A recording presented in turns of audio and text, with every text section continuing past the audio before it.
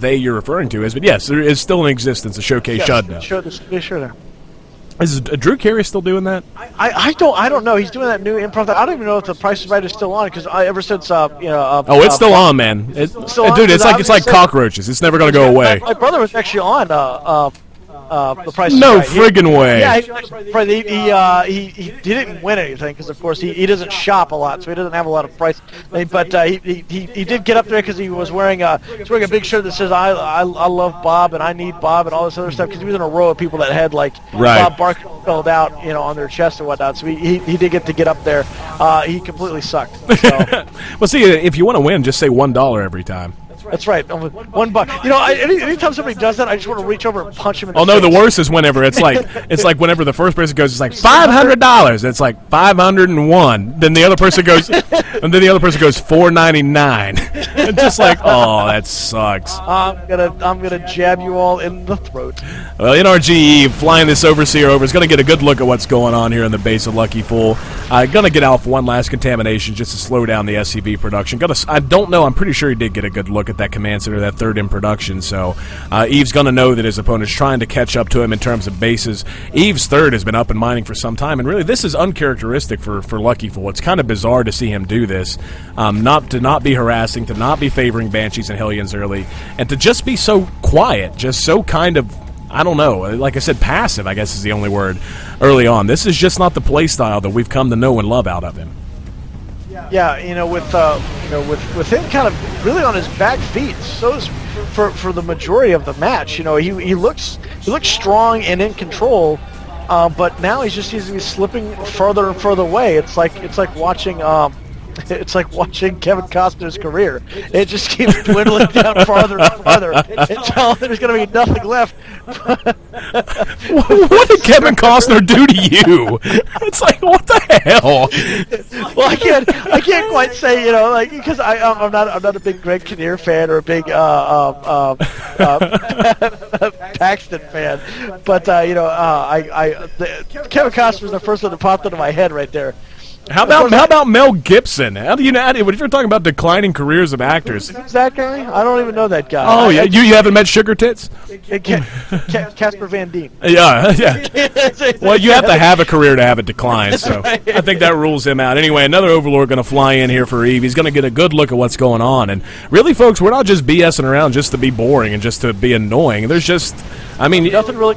They're producing more units and producing more structures, but there's no pushing. There's nothing going on. And we could be disingenuous, be like, oh, it's so awesome, this store is going to kill this Overlord, but you don't give a shit.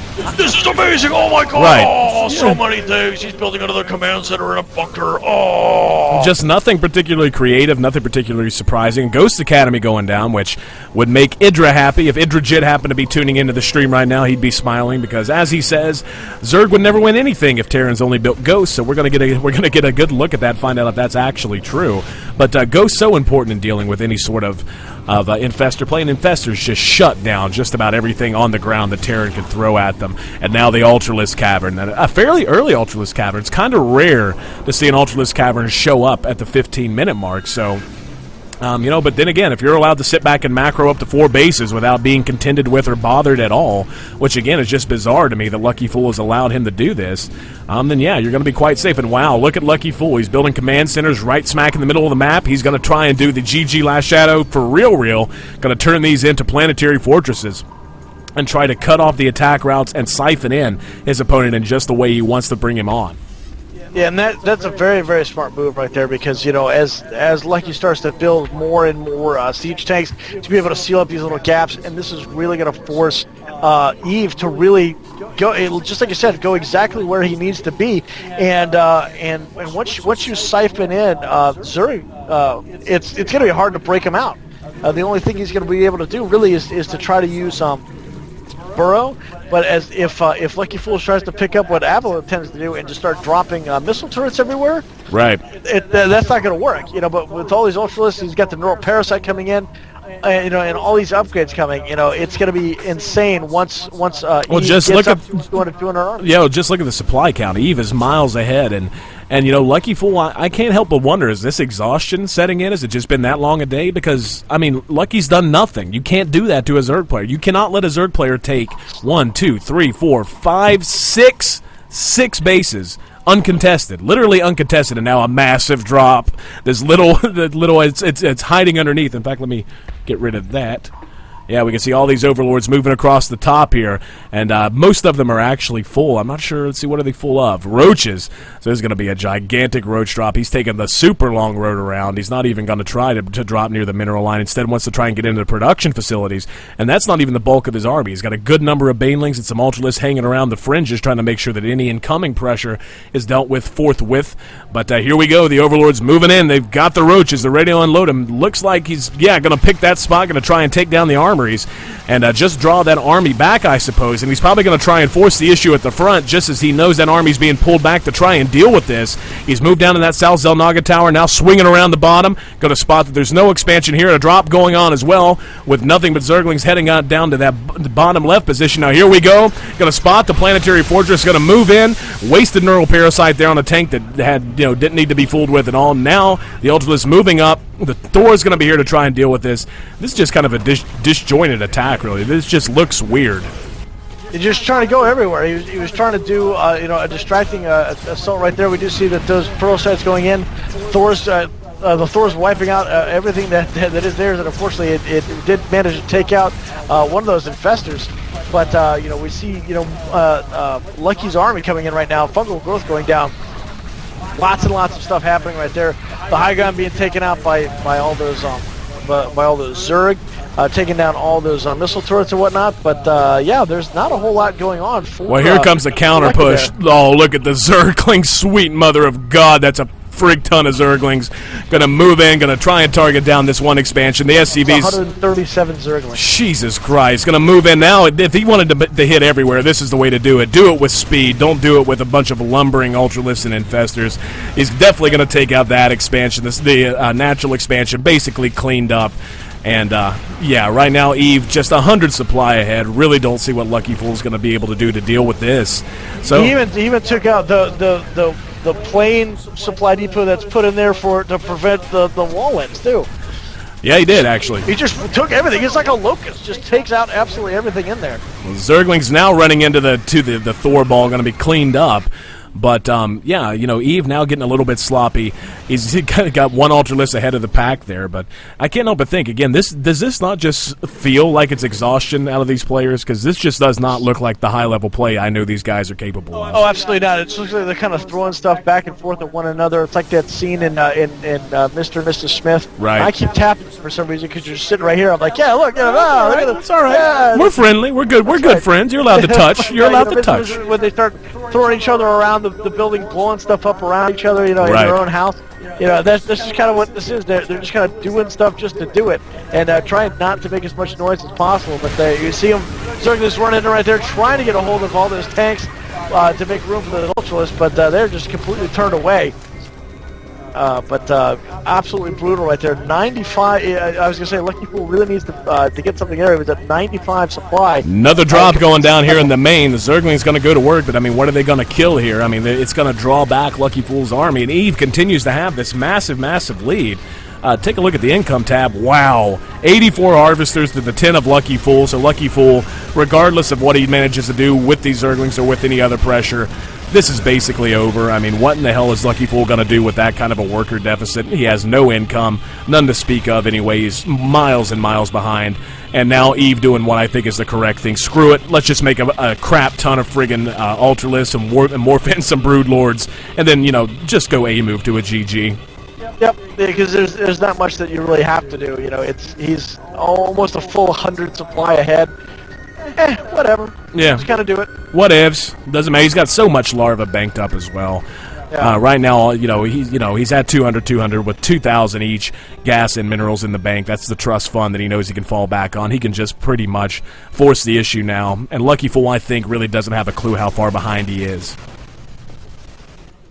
Oh yeah, and we see that that army right now is just going to start migrating its way through the center of the map, moving as slow as it possibly can, just to kind of get there, and really just have kind of a smorgasbord of Terran units there. Yeah, to just feast up. That's more smorgasbord. Good one, you German bastard. My mic's messing up again.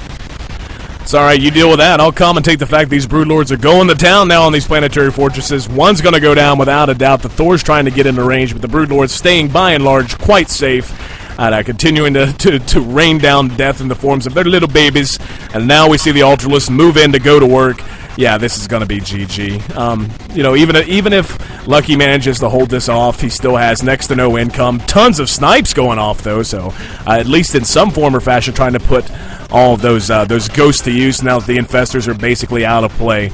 But, yeah, Eve already maxed again. Even as his units are dying, he's back up at the cap as soon as his units die.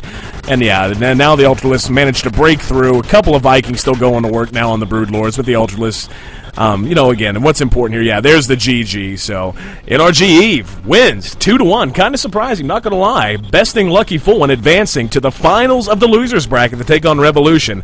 The winner of which is going to take on, in a best-of-7, VT Avalo to figure out who's going to be the champion of this IG LAN event #1, brought to you by itsgosu.com. Yep, you're absolutely right about that, AC. Go to itsgosu.com, www.itsgosu.com. See our entire list of events that's going on. 5 to 6 tournaments a week between now and the end of the year. Unbelievable amount of stuff we're doing for every level.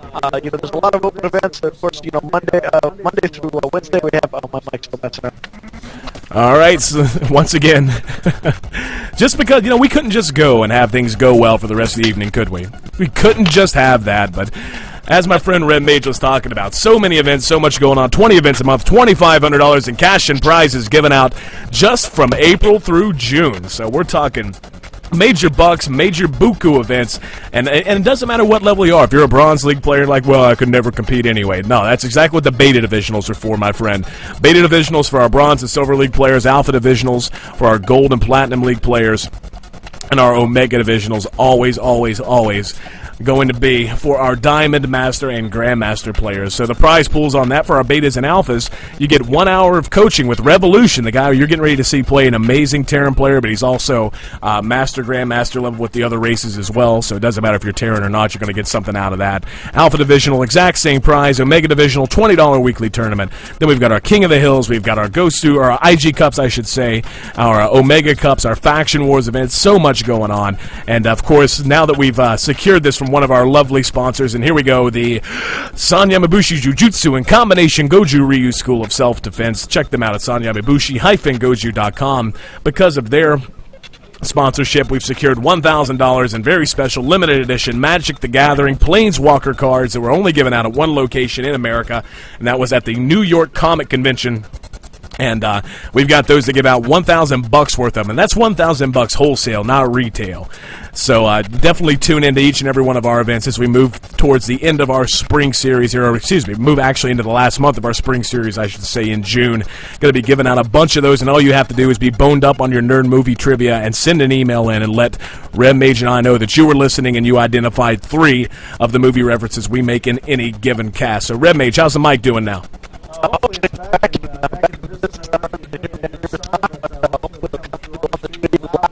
I'm hearing you just fine on my side, so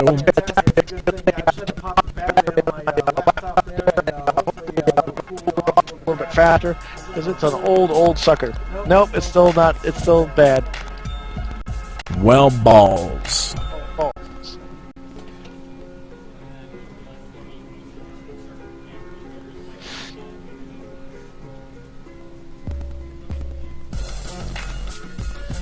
All right, folks, we're gonna. Now it's back to normal.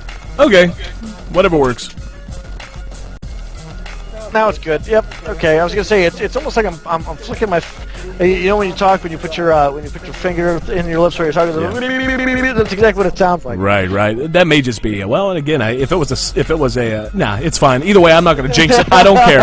I don't care what it was, what it is, or what it could be. You're working. That's what matters. I'm happy about that fact. So.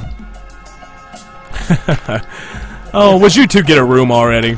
Seriously. But anyway, we're going to be trying to lock down. Where are we on the status of moving into our finals here of the losers bracket? I think we're good to go now. Looks like, yeah, Rev's out of the game that he was playing. I think he was doing something, so let me see.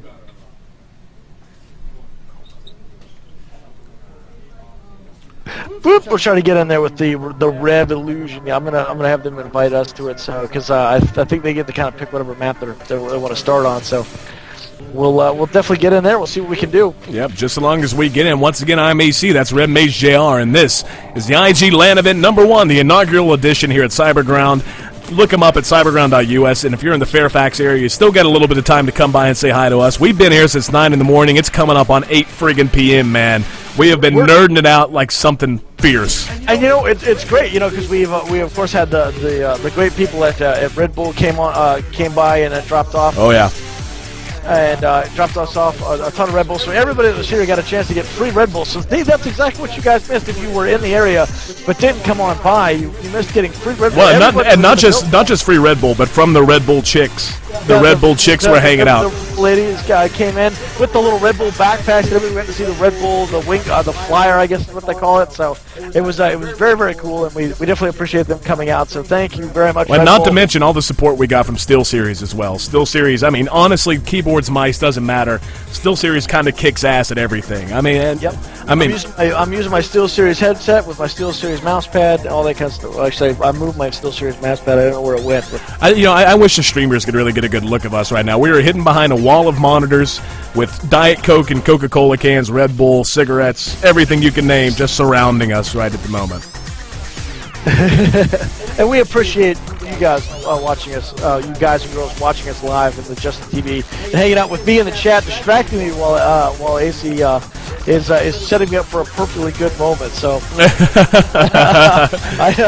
to kind of chime in, so we definitely appreciate you guys doing that. And again, thank you to Tor and Hire and Mr. Minimi for taking care of the brackets, because we honestly would have been a lot later in starting and getting this stuff done. And thank Lucky Fool for actually doing all of our posting on Team Liquid, because he's a little bit more respected in the community of Team Liquid than we are, because Team Liquid tends not to like us for some reason. They're very I mean, call it what it is. They're cliquish, man. If you haven't been around since Brood War, the thing is, what sucks is we're old, man. I've been around since Brood War. I bought Brood War the day it came out. It's just I wasn't a big member of Team Liquid, or that general community until the last few years. But because of that, we have a little bit of and again, we're not going to talk smack on their great community. We know some people that work for them. We love Team Liquid. TL, we heart you for real. If by some miracle you're here and you haven't heard of Team Liquid, go check them out at teamliquid.net. But yeah, it can be a little bit of a battle sometimes to fight your way up to get some recognition there.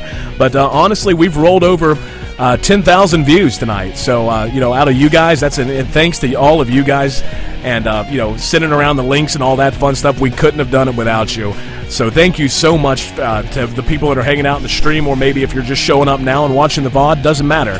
Thanks so much. That's going to help us take these things to the next level. We just landed SteelSeries as a sponsor. Red Bull's helping out with this event. We've got all of our sponsors as well.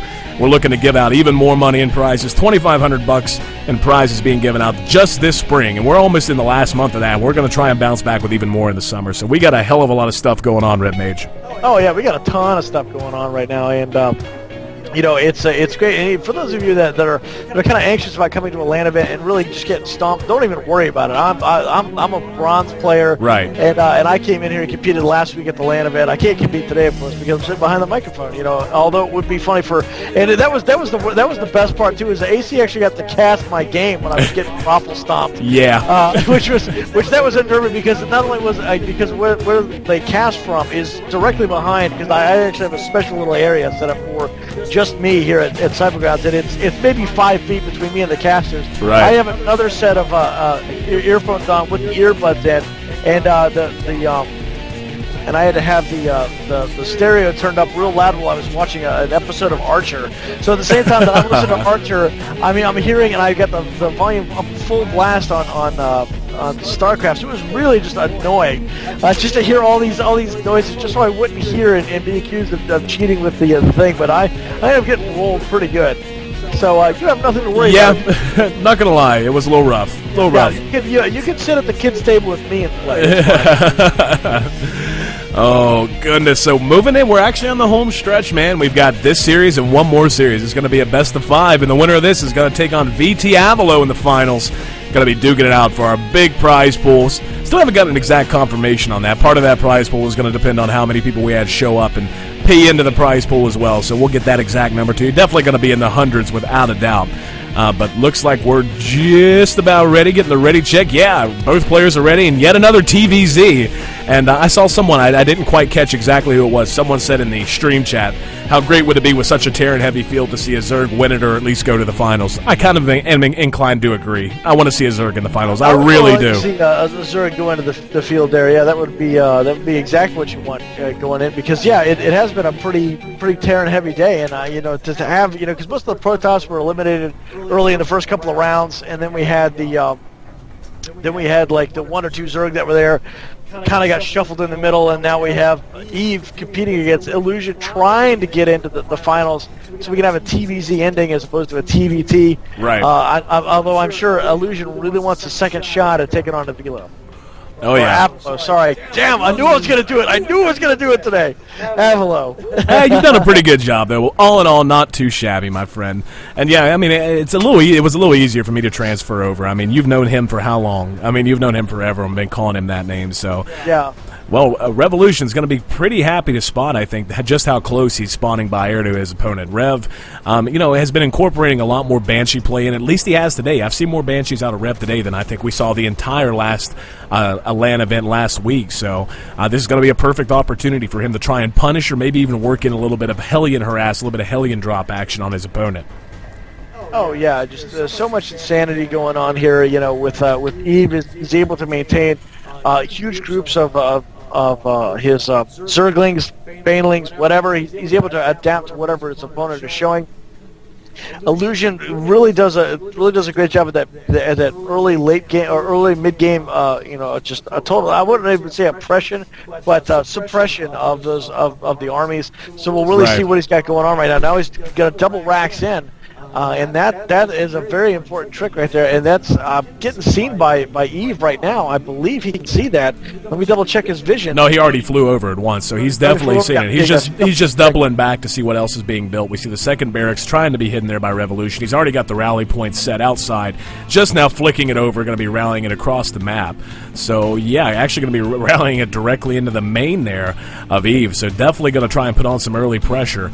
And, you know, I'm sure he's going to try to float this over, so a little bit wonky that he would build it where he built it. I guess he's just assuming that he's not going to be seeing any kind of early Zergling pressure out of Eve at the moment, and he can just afford to go ahead and make... Actually, he's going to lower it down just to improve. That's actually a beautiful maneuver there. It's going to cut considerably down on the walk distance, and he could probably go ahead and do that for that first racks as well.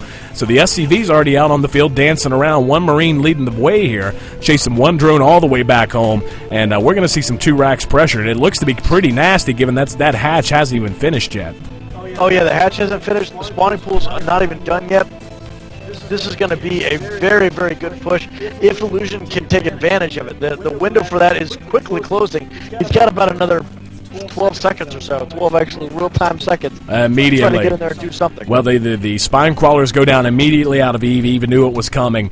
Now the SCV is going to lead the way. The drone's trying to dance around and hold this off as best they can. 3 Marines, though, going to be enough to pick off a good number of these. Now comes down the little wave of Zerglings to try and chase this around. All comes down to how well Rev can handle this, exactly how much damage he's going to be able to deal.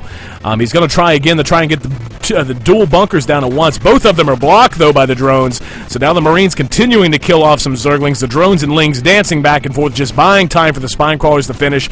Now Rev's going to go ahead and drop them down, but let's see, just out of range of those spine crawlers, so he is going to be able to complete this, but they're not going to, once he gets in these bunkers, the bunkers, of course, upgrade the Marine firing range. Eve knows that, so he's going to just barely reposition these spine crawlers, try to put them in a better position. Now they can hit those bunkers, going to pick off these SCVs, attempting to build. So looks like Rev needs to just pick up and go back home and cut his losses. This has basically been shut down. Continuing to force the issue now is just going to end up costing him minerals. Oh, the one does complete, but it's going to be completely killed almost immediately. So yeah, now going to run back home. Valiant effort there by Revolution, but just not enough. The timing of Eve and the control of Eve just a little too solid. All right, so it looks like well, once again I'm solo casting. And hopefully, is it your mic messing up, or is it just that you go wonky once in a while? Yeah, it's sounding like I'm underwater again, and so it just started skipping. Okay, what'd you do to fix it last time? Just wait until it cools down a little bit. Okay. It looks like, hey, look, it says my music died, says Eve. So, and Revolution says K. He's gonna pause it to fix his music. Need a music fix. Oh Lord. All right, guys. So, yeah, it's a little warm in here. I'm not gonna lie. We got a packed house, lots of computers running, lots of gaming going on. And you do that, you're gonna tend to get a little bit of heat rolling. So even though we have the air conditioning on, not exactly enough to clear out all the heat. That's why we're having some computers overheating. Definitely gonna try and finish, or at least deal with that. So, if for future events.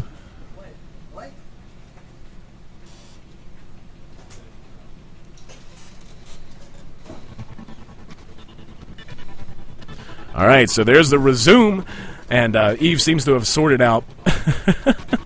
Whatever was happening. Well, now that I'm reading the trap, Pandora had to make sure I'm listening. They pay for that music, you know. So, anyway, Eve, the jokester, is dancing his Zerglings back and forth, showing off the APM, showing off the APM. Use the APM. Let's check the APM meter just because. Yeah, Eve up in that 200 range. So Gosu. And, But, yeah, it looks like, you know, Rev, all in all, though, I would say that pressure wasn't what it could have been. He was a little bit behind in getting the bunkers down, and just some good drone control there by Eve, managing to block the SCVs from getting the bunkers down if and when they would have loved to. But, you know, Rev was able to pick off a good number of Zerglings, able to kill a few drones off.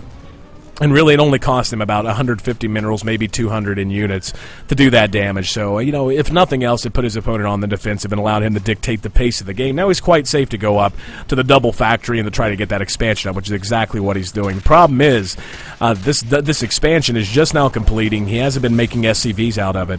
And he's going to be a little bit behind economically unless he does something to jump back ahead. That was such a John Madden moment. I cannot. That was a very big John Madden moment. It was one of those things, like, I had a train of thought, and I lost it, so I just followed the breadcrumbs home, and it took me in a complete circle, so... Anyway, forgive me, folks. All we need now is for you to be able to draw on there. Well, yeah, no, he comes Well, right here, look, what are you kidding me? I'm on the stream, I can draw boxes. I can't draw circles, I can draw boxes. But, anyway... We see now the Blue Flame Hellions in production. Now the Baneling Nest almost going to be completed as well. Metabolic Boost not far behind. And, you know, this is kind of where Revolution could get himself. He kind of euchres himself into a position against Zerg sometimes. He loves Marines. He favors Marines more than any other unit on the map. Even with some Hellion support, Marines just do not do that well against Banelings. Neither do Hellions, for that matter. You know, Hellions can take a beating a little bit better than Marines can, but, you know, Hellions and Marines just are going to get eaten alive by Baneling Zergling unless they're controlled extremely well. Not to say Revolution's not capable of that, but really he needs to favor a bit more tech that he tends to anytime he takes on a Zerg player, so... Still messing with your mic over there, my friend? Still messing with the mic over here. I'm going to check to see if it works. Let me see here. Yeah, but I'm not hearing you through Skype, so... No, you still hear me now? No, now I hear you. No, I'm good. Okay, let's see. Hopefully that works. So let me know, guys, if it's still working in the stream or if I still sound like I'm doing it in water. I'm taking Sergeant... I don't even know how to mess up that name. Sergeant Test 2K2. It looks like I'm still busted. I think it's just the overheating of the laptop. Yeah. All right, pain in the ass. Give it some time to cool off, brother. We'll bring you back in as soon as possible. So Eve jumping up to the Spire tech, and now finally starting to see the tank tech and a little bit of Vikings come out for Revolution. Revolution, just on 2 bases, that third hatch of Eve going to be finishing sometime in the very near future while these Hellions dance about in the middle of the map, trying to maintain some map control for Revolution. And, you know, it's so weird. It seems like Revolution is never behind in supply count. Never, ever, ever. In fact, he's managing to stay pretty even, or pretty close to even, in terms of the economy. 42 Harvesters to the 49 of his opponent. And, you know, Eve's no slouch. He's a hell of a good player. He managed to take out Lucky Fool, and Lucky Fool always going to be one of the better players in most cases. He's going to be competing in MLG Columbus, so make sure you keep an eye on MLG. I'd love to see him make it to some of the later rounds, and he's got all the skill he needs to do it. I'm just going to have to wait and see how that plays out. But, yeah, Red Mage still trying to cool things off. We're still here at Cyberground. I'm EC. That's Red Mage JR. And he's dealing with an overheated computer, and actually that's not the first time we've heard that complaint today. It's just we get this many people here with this much going on all at once. Gets a little hot. And Revolution going to try and take his third command center now, throwing it down right beside those rocks. And again, just, you know, I can understand why this plays into what Eve would like to do. There's not a Zerg on the planet who wouldn't be allowed to just sit back and macro up to 200 off of 3 or 4 bases. But Revolution, you know, why it's kind of beyond me why Rev or why Lucky Fool would make the decision to go ahead and allow this to happen, to not be trying to harass, to not be trying to force the opponent to spin larvae on something other than drones. And, you know, we're just not seeing that. And if this continues, Eve's going to be in quite a strong position, down in supply right now. But that's not going to last forever. Yeah, it's going to be pretty hard right there. If you can go ahead and try to do what you can to put down something in here. Revolution is just trying to write down this right there. Those builds coming in and really doing damage on the harassment.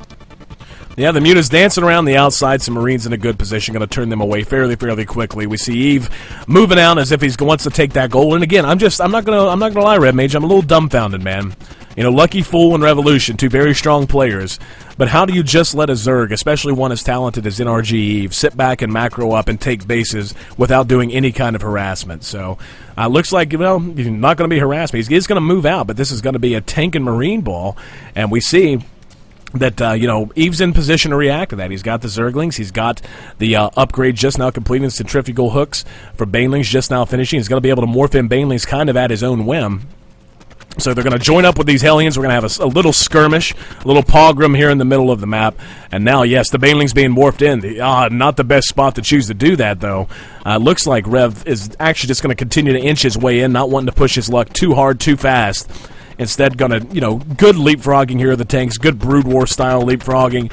Now going to throw down the scan, try and take out some of those creep tumors, recede some of that creep. The Mutalisks, though, are going to move back across the map, either to try and get to a flanking position or possibly to try and move in and harass the expansion or the main of Revolution. And I'm continuing to talk. Hopefully I'm not boring the streamers too much, just because it seems like you're still fooling with your mic there, buddy. Yeah, I'm still fooling with the mic. I'm hoping that is going to fix it right there. I'm not sure. I've been trying to do the whole change for a while. All right, Mutalisks going to move in, take a pot shot at the siege tanks here. Do a little bit of damage, but forced away pretty quickly. The Marines take up so little space, but when you get them in high numbers, even though they still look kind of small, they do so much damage per second. Just amazing DPS on Marines. But, yeah, Rev he's set up shop here right outside of the choke. Seems quite happy to be here. Problem is, that's allowed his opponent, Eve, to get up to 24 friggin' Banelings. So 24 Banelings out, and what looks to be more of them morphing in while he goes up to Hive Tech. So, you know, Eve, if he handles this correctly and manages to chase down these Marines and deal with this the way he should be able to, the way he was able to against Lucky Fool, we're going to find out. Here the Banelings go. They're going to lead the charge, heading right up towards the Hellions. The Hellions just melt in front of them. Such a high Baneling count rolling over each and every Marine, and that's just going to completely wipe Revolution from the center of the map. No chance. And Eve even has a few units left over just for good show. And for my money, that is just the most exciting moment in all the matchups. I love seeing Baneling Zergling chasing down Marines and tanks. I just freaking love it. That's exactly right, AC. There. That's exactly right, AC. I'm still trying to fix my thing. Now the speakers are working. Now it's one after the other. I think it's just the heat, so I can't even tell if I'm coming through the stream right now, if I still sound like RoboCop underwater. So you guys will have to let me know. But I can't hear it because now my speakers don't work. Oh, anyway, we're going to find out. We're going to play it like you are, my friend. We're going to pretend like you're in pretty good shape. Revolution moving back out. Oh, wow. He's going to stem away to get away from this high Zergling count. And trying to regain a little bit of center map control. Eve going to have none of that, chasing him all the way back home. Now moving his Zerglings and Banelings back out of harm's way, at least for the moment. Now trying to break down the back door, actually, to try and find an alternate attack path into what's going to be Revolution's third. I'm not sure if Eve has spotted that. No, he hasn't, not as of now, but he's going to spot it very soon as these rocks drop. And we see that the Greater Spire on the way, the Corruptor's on the way, bound to see some Broodlords out sometime soon. And just now getting his Roach Warren, extremely late Roach Warren. So it looks like he wants to get up on Roach Tech as well. Revolution starting to push back out now. And it seems like he just always has a patchwork army that doesn't have all the pieces. He's got Marines and Thors this time. Before it was Marines, Hellions, and tanks. If he put them all together, he would have a hell of a good push that could deal with a lot of what Zergling Baneling can punish and what they can do. But as is, again, Banelings don't match up well against Thors at all, but Zerglings tear them to bits. Marines just melt in front of Banelings, even though they do well against Zerglings. So, it's really going to come down to how Rev chooses to control this. He is at the advantage in terms of supply, and he's actually at a massive advantage in terms of workers. And again, if there's any part of Revolution's game that really needs to be addressed, he has a tendency to over-drone and make too many workers, up to 92 now. Oh, you're exactly right, AC. Right, AC. All right, so... Still trying to fix it, I think. Okay. I don't know if you can hear me over your I hear you just fine. Okay, you hear me just fine. So we'll hopefully let's see if I fixed and I did not fix the speakers, so still can't do it. Well, Revolution's going to try to force the issue. The Zerglings get a great surround here of the Thors. The Thors just going to completely die. The Broodlord's picking them off from a distance while the Zerglings create mass chaos, and there we go. The surround, and now the entire force of Revolution just melting with plenty of Zerglings and Banelings left over. A handful of tanks and Marines, all that Revolution has back at home to try and deal with this. So Revolution in quite a bit of trouble as this slow lumbering force just makes its way across. Now the Banelings go into work, forcing the tanks to fire towards their own troops. And Zerglings moving in just a bait. Marines trying to stem and run underneath to try and deal with these Broodlords, but chased away very, very quickly by the Zerglings. Now all the Brood's going to force him all the way back to his base.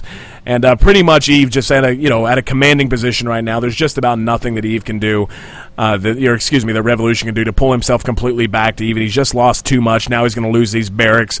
The Broodlord count a little bit too high. More Zerglings, 3 Ultralists on the way.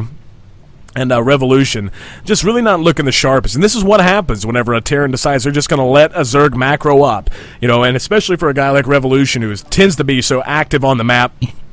For him to make this mistake is just kind of surprising to me, but as soon as Revolution discovers the G key on his keyboard, we're going to see NRG Eve going to go up 1-0 here in this best-of-5 series. Yeah, hopefully this is going to be a good matchup right here because as you see, just more and more units are just coming in, flooding in that main base there of Revolutions, and Eve I think you're right. Just going to take this right here because there's nothing he can do to combat everything that's going to be thrown at him right now. There it is, the GG. So Revolution dropping that first game to NRG Eve. NRG Eve just 2 wins away from moving on to take on VT Avalo in the finals of our IG LAN event number 4, brought to you by itsgosu.com. So did you say best of 5 or best of 3?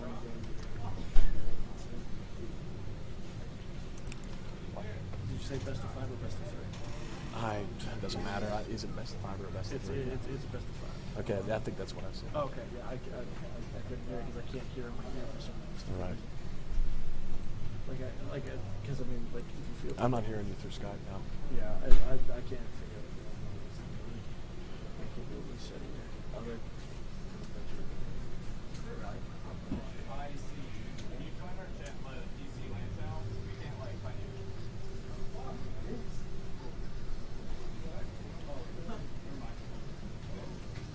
There he is.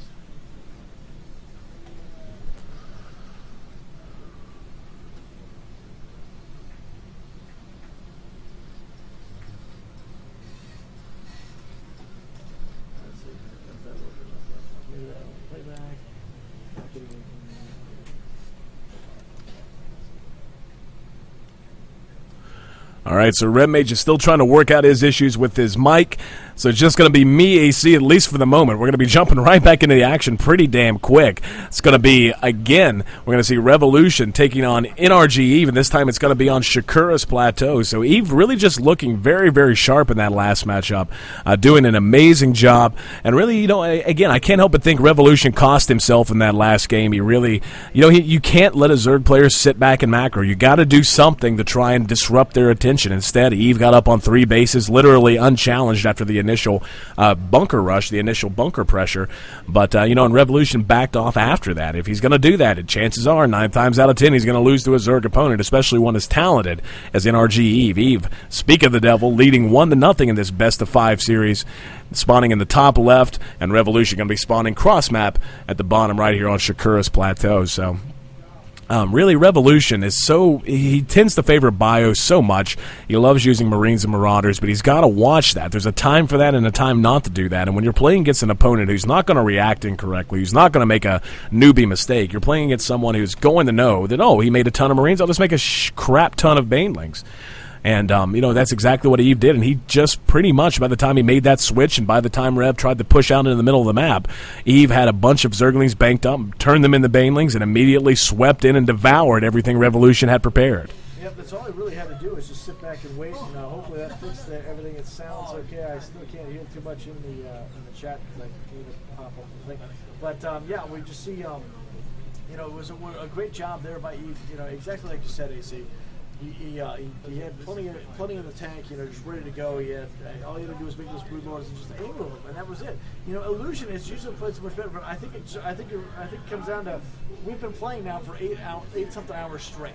Right. And a lot of these players, even though they took like 15, 20 minutes of break, that does give you an opportunity to kind of get up and walk around, but it doesn't alleviate the mental and physical stress that puts on you, and that's really what it comes down to. It's having that physical and mental stress. Right, and this is going to sound like a stupid comparison, but bowling, like whenever you watch like professional bowling, it's kind of the same concept. It's not just about, it's just a game, so you should be able to play if you love it for 8 hours. There is the stress level that you have to deal with. There is the mental stress that you have to deal with and all that, but also just pure exhaustion. Whenever you have an APM that high, and whenever you have, your reaction speed is that quick, and it's such intense focus, whenever you're one of those sorts of players, really and truly, you get physically exhausted. So, it's amazing these players can do this at all. But you are going to start to see slips as you move into the later rounds here.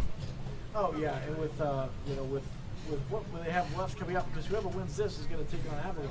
And really, that's got to be weighing on your mind at the same time. Is are you going to be able to not only play this, but go right from this to playing Avalon at a best of 7? Exactly. It's going to be absolutely brutal from this. Oh, yeah, when they're 100% right. I mean, Avalo's had how long a break has he had now? At least an hour and a half? About an hour or so, yeah. So he's had time to go get something to eat at Tippy's Tacos if he so desired, to text, perhaps send lurid pictures to Arkansas, who I'm sure is still hanging out in the stream chat.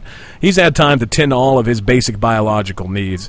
Meanwhile, Revolution and Eve, these guys have been fighting it out just to get through here.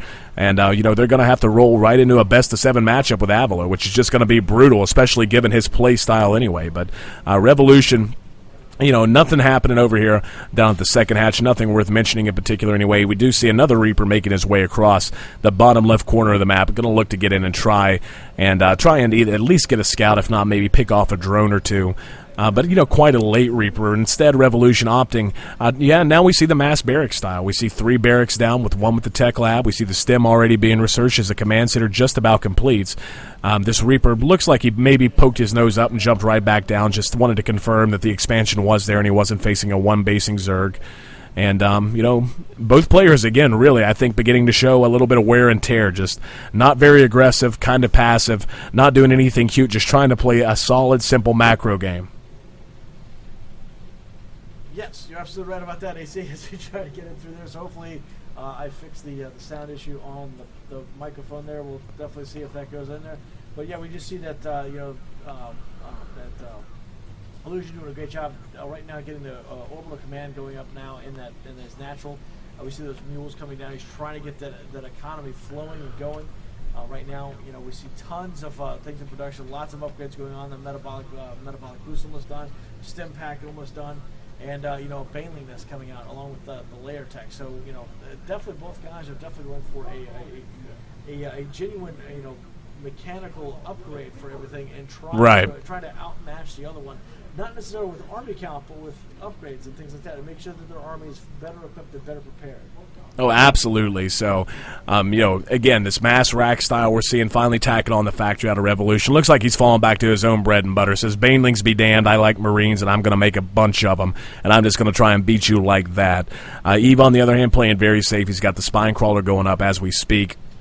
And, going straight up to the Spire. And, in all of the games we've seen of Eve lately, he's gotten a very fast Spire, but he hasn't done a lot with it. We haven't seen a ton of Mutalisk harass. We haven't seen him really utilize those to even to figure out tanks, but he likes to have that, I guess, early so he can take it up to Broodlord tech pretty much whenever the moment presents itself, right about the time he begins seeing, a high count of Thors on the field. So, But now we see a small push here by Revolution, moving out with a small little pack of Marines. And this is, not super duper scary, but if he's going to be able to pick off a hell of a lot of stray units, if he manages to get them in the right position, Eve going to react quite well using the Baneling nest he had it up for quite some time. He's actually just started the research on the centrifugal hooks. So 3 Banelings on the way. The Queen's dancing around to try and figure out a way to deal with this. And that one little Reaper going to do a lot of damage to that Spine Crawler. Doesn't quite manage to take it out, though. The Zerglings chasing this all the way back, along with the Banelings. Now going to lose a good chunk of that. Little bit of miscontrol there by Revolution. Seems like he just kind of resigned those Marines to death. Didn't even really try to pull them back after the stem away. So, and again, not to beat a dead horse, but that to me is a sign of definite exhaustion. Yeah, so brutal right there. Hopefully Eve can keep up this kind of pressure that he's doing with this counterattacking. He's got those 3 Mutalisks on the way, so hopefully he can continue to really put Illusion back on the back foot. Illusion now trying to get into the center of the map. Now he's got a handful of Marines trying to do what he can. And I am so soft in there. I don't think they can even hear me. Well, just keep talking, brother. We got to keep casting, man. We got a game going. Keep going. So hopefully they can hear you. If is there no way for you to turn your mic up? I tried everything I can to turn levels up. And it's so weird. If everything was going fine, we haven't touched anything. You know what I mean? Honestly, I think it's just because the laptop keeps overheating. I think that's what it is. And now I'm not even hearing you in Skype. Okay. So anyway, the Marine's going to push up, going to get ready to try and push up this into the creep now. And, again, it looks to me like Rev just said, I want to go Mass Marine. That's what I'm going to do. I don't really care if you're just going to make a crap ton of Banelings. Doesn't matter. I'm going to move in. 1 lone Mutalisk flying across the map. Yeah, just kind of cuz, I suppose. Now there's the stem. The Baneling's going to chase him away. Not the best split in the world. Now that's a good split. Doesn't matter, though. Just too many Banelings. That entire attack cleaned up without any real effort there by Eve. So Revolution just really just throwing away units at this point, now being forced to build bunkers to deal. No idea what that just was. I just came through on a bit of a delay. I'm going to guess that was the stream. Something like that. Yeah, something. I don't know what that was. But anyway, the Mutalisks moving back in now. Going to try and actually do a little bit of Mutal Harass. Haven't been seeing a ton of that to this point, but again, Eve just in quite a commanding lead. We see the bunkers thrown down at the ramp here by Revolution, forced to react after throwing away so many Marines in some rather ill-fated attacks. And, Eve up on his 3rd, just trying to secure himself a pretty basic lead. He's got the Overlord position at the top right, flying around the Mutas at that in-betweener 3rd base to make sure that he can spot if and when. Wow, a little bit of miscontrol there by Eve, just allowing these Mutalisks to take a hell of a lot of damage. Actually lost a few there. So anyway, very slow pace game this time. Eve going to get the corruption down on the orbital command. Not going to accomplish a lot with that except delay a little bit of SCV production. We go to the income tab. We can see 59 to 55. And, pretty much even, and that's kind of surprising given the sheer number of units we've seen Revolution throw away trying to push the front again. Using a pure Marine force to try and push against Banelings, not always going to be the best call in the world. Actually going to catch one Overlord out of position a bit. Target him down, finish that up, and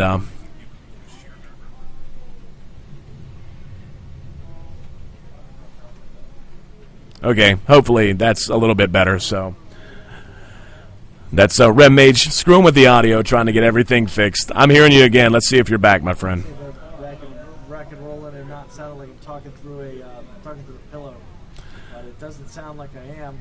Now, this Mutalisk count now has gotten a little bit high for Eve. I mean, really, once you hit this number in particular, about 12 Mutas is when the Mutaball gets really, really scary. Not because it's undefeatable. I mean, it's, of course, Marines are going to handle Mutas. So long as you have enough, they're going to handle them in just about any number.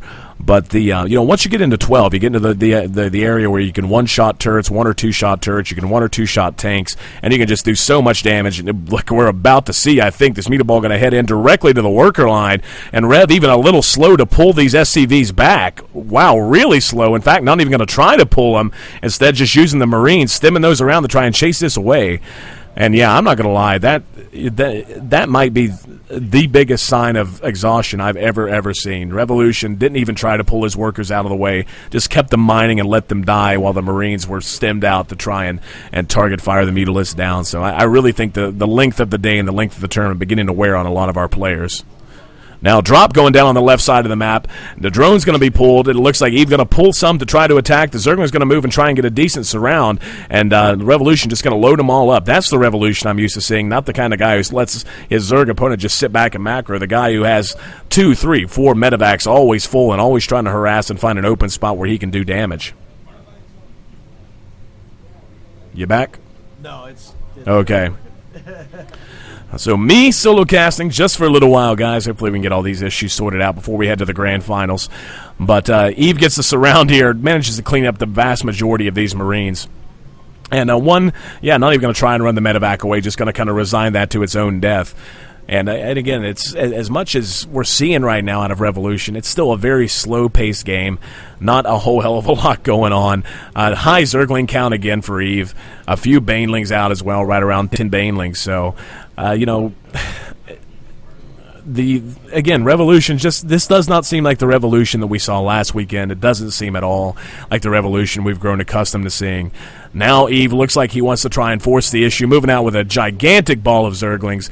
Going to be moving out to try and at least do some sort of damage to Revolution. Rev's there with a good number of Marines. Not sure why those Marines have forced Eve back. He's got the Banelings. They've got the speed upgrade. He's in a great position. And these Marines are basically naked right now. There's no tanks protecting them. These tanks are out of range.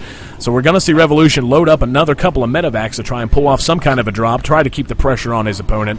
And in the meantime, Eve's army's way out of position, all the way up at the roughly that 12 o'clock position, taking down the rocks. So these Marines going to unload down this bottom left spawn position, probably going to spot and probably force the cancel of this hatchery as soon as they stim in. And as soon as they're going to stim in and run down the ramp, actually not even going to get a look at that hatchery, going to be able to pick off a few of these drones. He's got to know that there's a hatch there now, just watching the return route of those drones. Gets a good number of them, actually. Now Eve's army trying to pull back and deal with this. He's going to pull back, try to get to the medevacs. Looks like he's going to load up all of them. Actually going to manage to not get away because the Mutalisks are faster than the medevacs. So we're going to see all of that aggression pretty much go for naught. Only a handful of drones being the net gain there. So Revolution stealing a page from GG Last Shadow's book, setting up 2 command centers, going to try and constrict movement through the central area of the map by morphing those into planetary fortresses. But both players finally beginning to get near the supply cap, so all the dancing around, all the romancing these two players have been doing with drops and with the jumping back and forth, trying to find weak spots, we're bound to see some sort of a major clash as we move forward here. See, and I hate that. I hate whenever I finish a sentence and there's no red mage to chime in. I need you to talk about Casper Van Dien, otherwise I'm completely out of my element. That's right. But so the Zerglings being very active, dancing around. Revolution has now hit the supply cap, just kind of hanging out. I mean, his army does not look that terribly scary. I mean, yes, it's a pretty good number of Marines, 36, somewhere between 36 and, I don't know, see, 24, yeah, about 40 Marines, actually, and a handful of tanks, but that's pretty much it. I guarantee it's like always. The majority of his supply, 86 harvesters, way too many harvesters on the map right now, eating up a ton of his supply, and he's going to have to do something at some point. One would expect Eve to do something at some point, actually. He's been dancing and running this gigantic Zergling ball around for so long now that he hasn't really accomplished anything. He's right at the supply cap. He's got 1,000 in the bank. So he's got the trust fund set aside. He's going to have the larva saved up. He's taken half the map, literally just about half the map. And really just a almost absurdly uneventful game here. Broodlord's now out for Eve. Eve going to have what he needs to do to deal with any kind of mech play. The Marine's not going to be the most effective. We see these Marines did manage to take out this hatchery here. Kind of irrelevant, though. That's just an extra hatch he happened to have. Needs to not be using the Banelings to clean those up. Shouldn't have wasted any Banelings on that attack. But again, I guess these players have made it to the 200 supply cap, but they're just not attacking. They're just deciding that they're going to mine out, I guess. Now, is Eve finally going to push? Is he finally going to try to push? Yes, maybe. He's going to take a look down at the supply, or excuse me, at the Xel'Naga Tower. The Broodlord's going to lead the way, going to try and force these tanks to fire at their own troops. The Marine's probably going to be stemmed to try and run in and deal with this, but it looks like he's going to try and flank, maybe try to flank with these Zerglings and these Banelings. Rev extremely slow to react here. These Broodlords forcing the tanks all back. The Marines having to pull back as well. And now going to re-siege back just a little bit. This gigantic ball of Banelings and Zerglings ready to run in and do damage pretty much any time he wishes. But the Broodlord's really being given the run of the show here. They're not being contested, not being contended against. So we're going to see all these Marines, all these SCVs going to die without a doubt. So there goes half of that SCV line. Revolution down to 150 supply now. Large majority of those being SCVs. Even though he kind of has them to spare, he made entirely too many. Broodlord's continuing to rain down death, and Rev just really being inactive. He's doing nothing but retreat. He's not trying to counterattack. He's not trying to do much of anything. So, yeah, it looks like Eve is just in a commanding position at this point. He's got plenty of money in the bank to do whatever he wants. He's got the Mutalisk there to deal with medevacs. And I'm hearing an echo on myself. But anyway, the Marines going to stem in and are going to get underneath of these Broodlords. Going to try and take out a couple of them. The Baneling's going to chase them all the way back home, all the way into this planetary fortress. This planetary fortress is going to serve its purpose and at least cause some damage, but all the Marines going to die very, very quickly. And there's the GG. So Revolution goes down 0-2. Here, this best of 5 series in our IG LAN event #1, the inaugural edition, brought to you by itsgosu.com.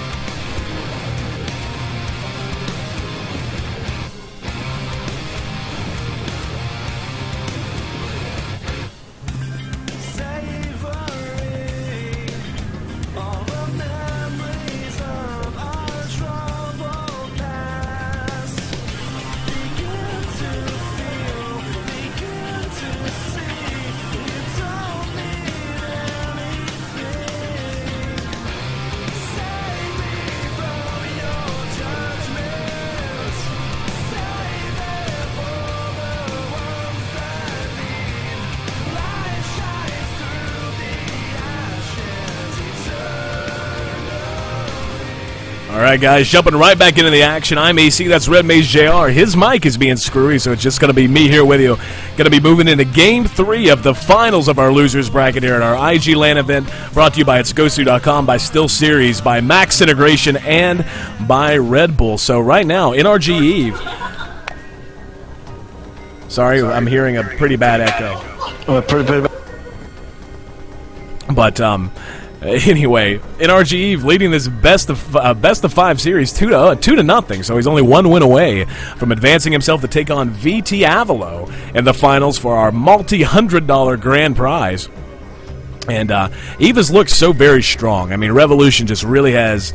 And again, I'm not sure what the cause of it would be. If it's exhaustion, if it's just maybe just being taken out of your game, something about your opponent intimidates you, something.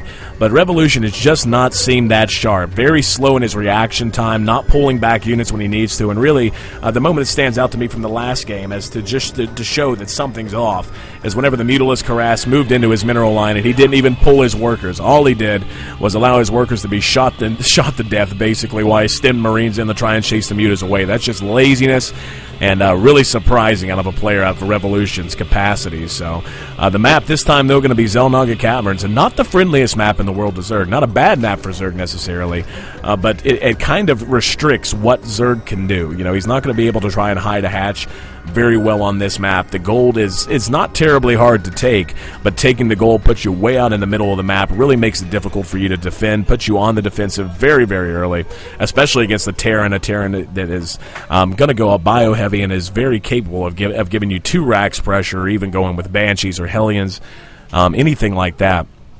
So really, Eve is going to have to watch his P's and Q's a bit if he hopes to really stay relevant here. Revolution, a very dangerous opponent. He's down 0-2, but that doesn't mean he's down and out by any sense. Revolution managed to win the LAN event we had last weekend, besting names like Lucky Fool, like NRG. Eve was in that event as well, and didn't even make it to the finals to take on Rev. So definitely not an opponent to sleep on in any way, shape, form, or fashion. No 2 racks action out of Revolution this time around. Going to drop the factory almost immediately. And meanwhile, we see a very reserved, I mean ultra reserved, to the point that I'm wondering what Eve's doing. Sort of a play here. No hatch down yet.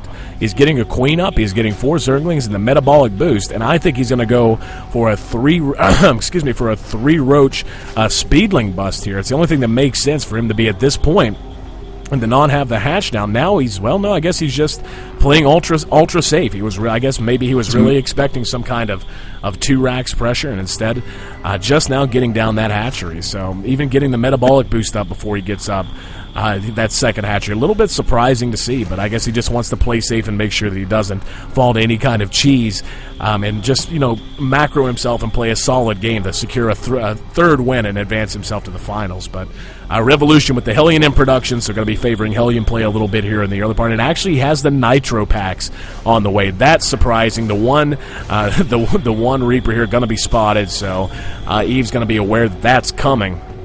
And really, just since the patches that have affected Reapers have essentially been patched out of the game. Reapers used to be the build, going with like 5 racks Reaper or off of 1 base against Zerg used to be one of the most lethal builds in the world. And all the changes happened, and you couldn't build a barracks till you built a supply depot and all that fun stuff. The build time of the Reaper was severely changed. The Nitro packs just aren't what they used to be. But now we see these Zerglings. The speed's done super duper early here for Eve. So Eve actually going to be able to clean up those Reapers insanely easily. And now the Hellions really all that's standing in the way of these Speedlings trying to poke their way back up the ramp. But so Rev's little strategy looks to have been shut down pretty quickly. He's going to allow this last Reaper to finish. Still not sure exactly what he plans to do. I mean, he invested in the speed upgrade. So if he's going to invest in the speed, you'd think he'd use it a bit more.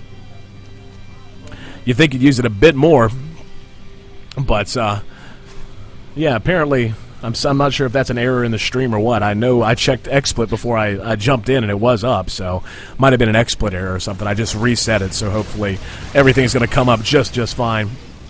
But anyway, Eve continuing to pressure here at the front. The Hellions doing their best to deal with it, but this many Speedlings are going to be able to get a good surround without even trying.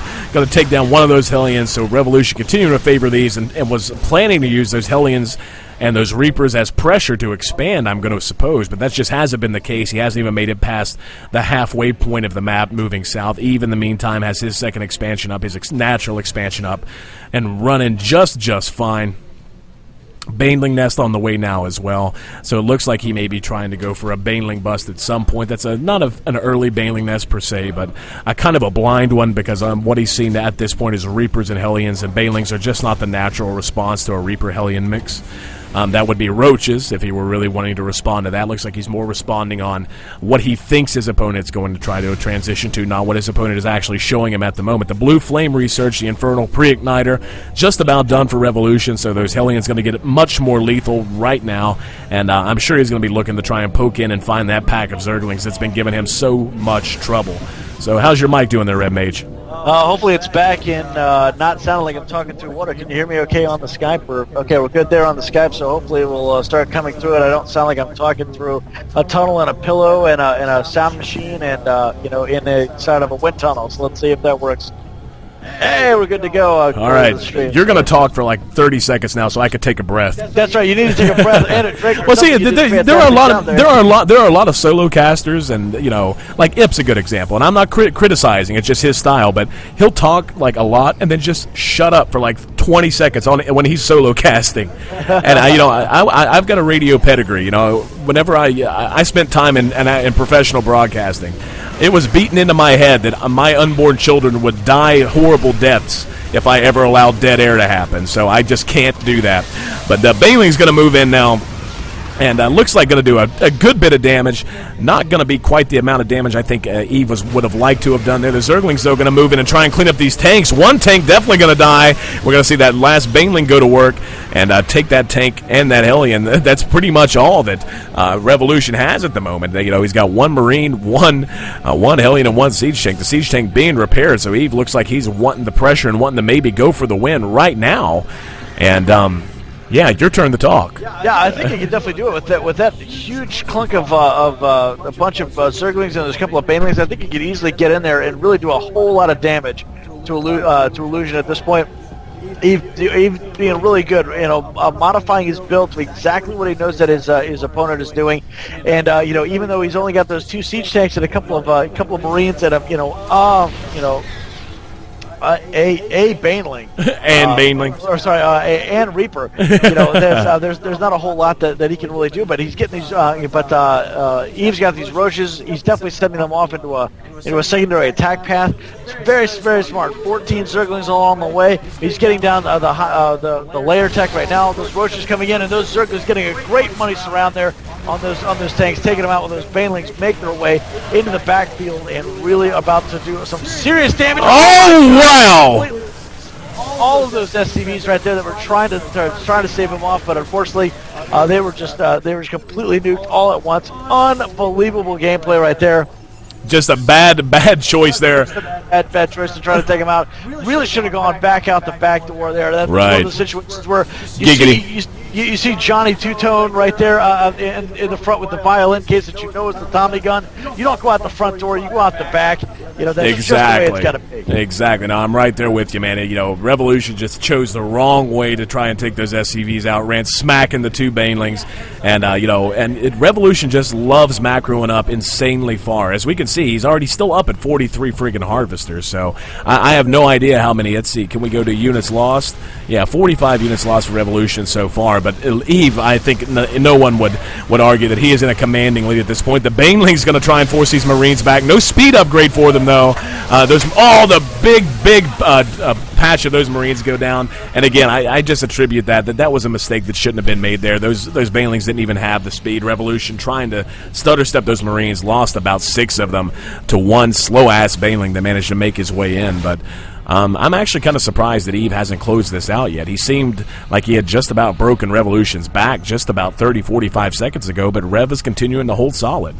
Oh yeah, just doing a great job there. Making sure to not let up on the pressure, even though he seems to be dropping down farther and farther with the supply. But with a Zerg, you can't really count that in because you can make 5 or 6 units all at the same time. Out of the single hatch, so you can easily recoup all of his lost units very, very quickly. We see those upgrades going down right now. The reconstitution, the hooks are going into effect. This is going to give him a huge advantage right now. We see that a couple of Marines were just loaded into a medevac, and they just took out an Overlord. It's going to draw Eve even closer to being supply blocked, so he's going to have to stop making the drones, making the units to pop that Overlord out just a little bit earlier. That's really what you need to do with a Zurich. You need to put on the early aggression to force him to start making offensive, defensive units, so he's not making drones, and start killing off those Overlords. That's going to have to force him to make them a lot sooner than he expects to. Right, and Eve had committed so much of those early attacks. He's still trailing in Harvester count, and now's the time for Rev to try and push. He knows that Eve has to commit a lot more units to make drones, otherwise he's just going to fall further and further behind economically. But Eve can't really afford to do that when he's got tanks and Marines hanging out on his doorstep.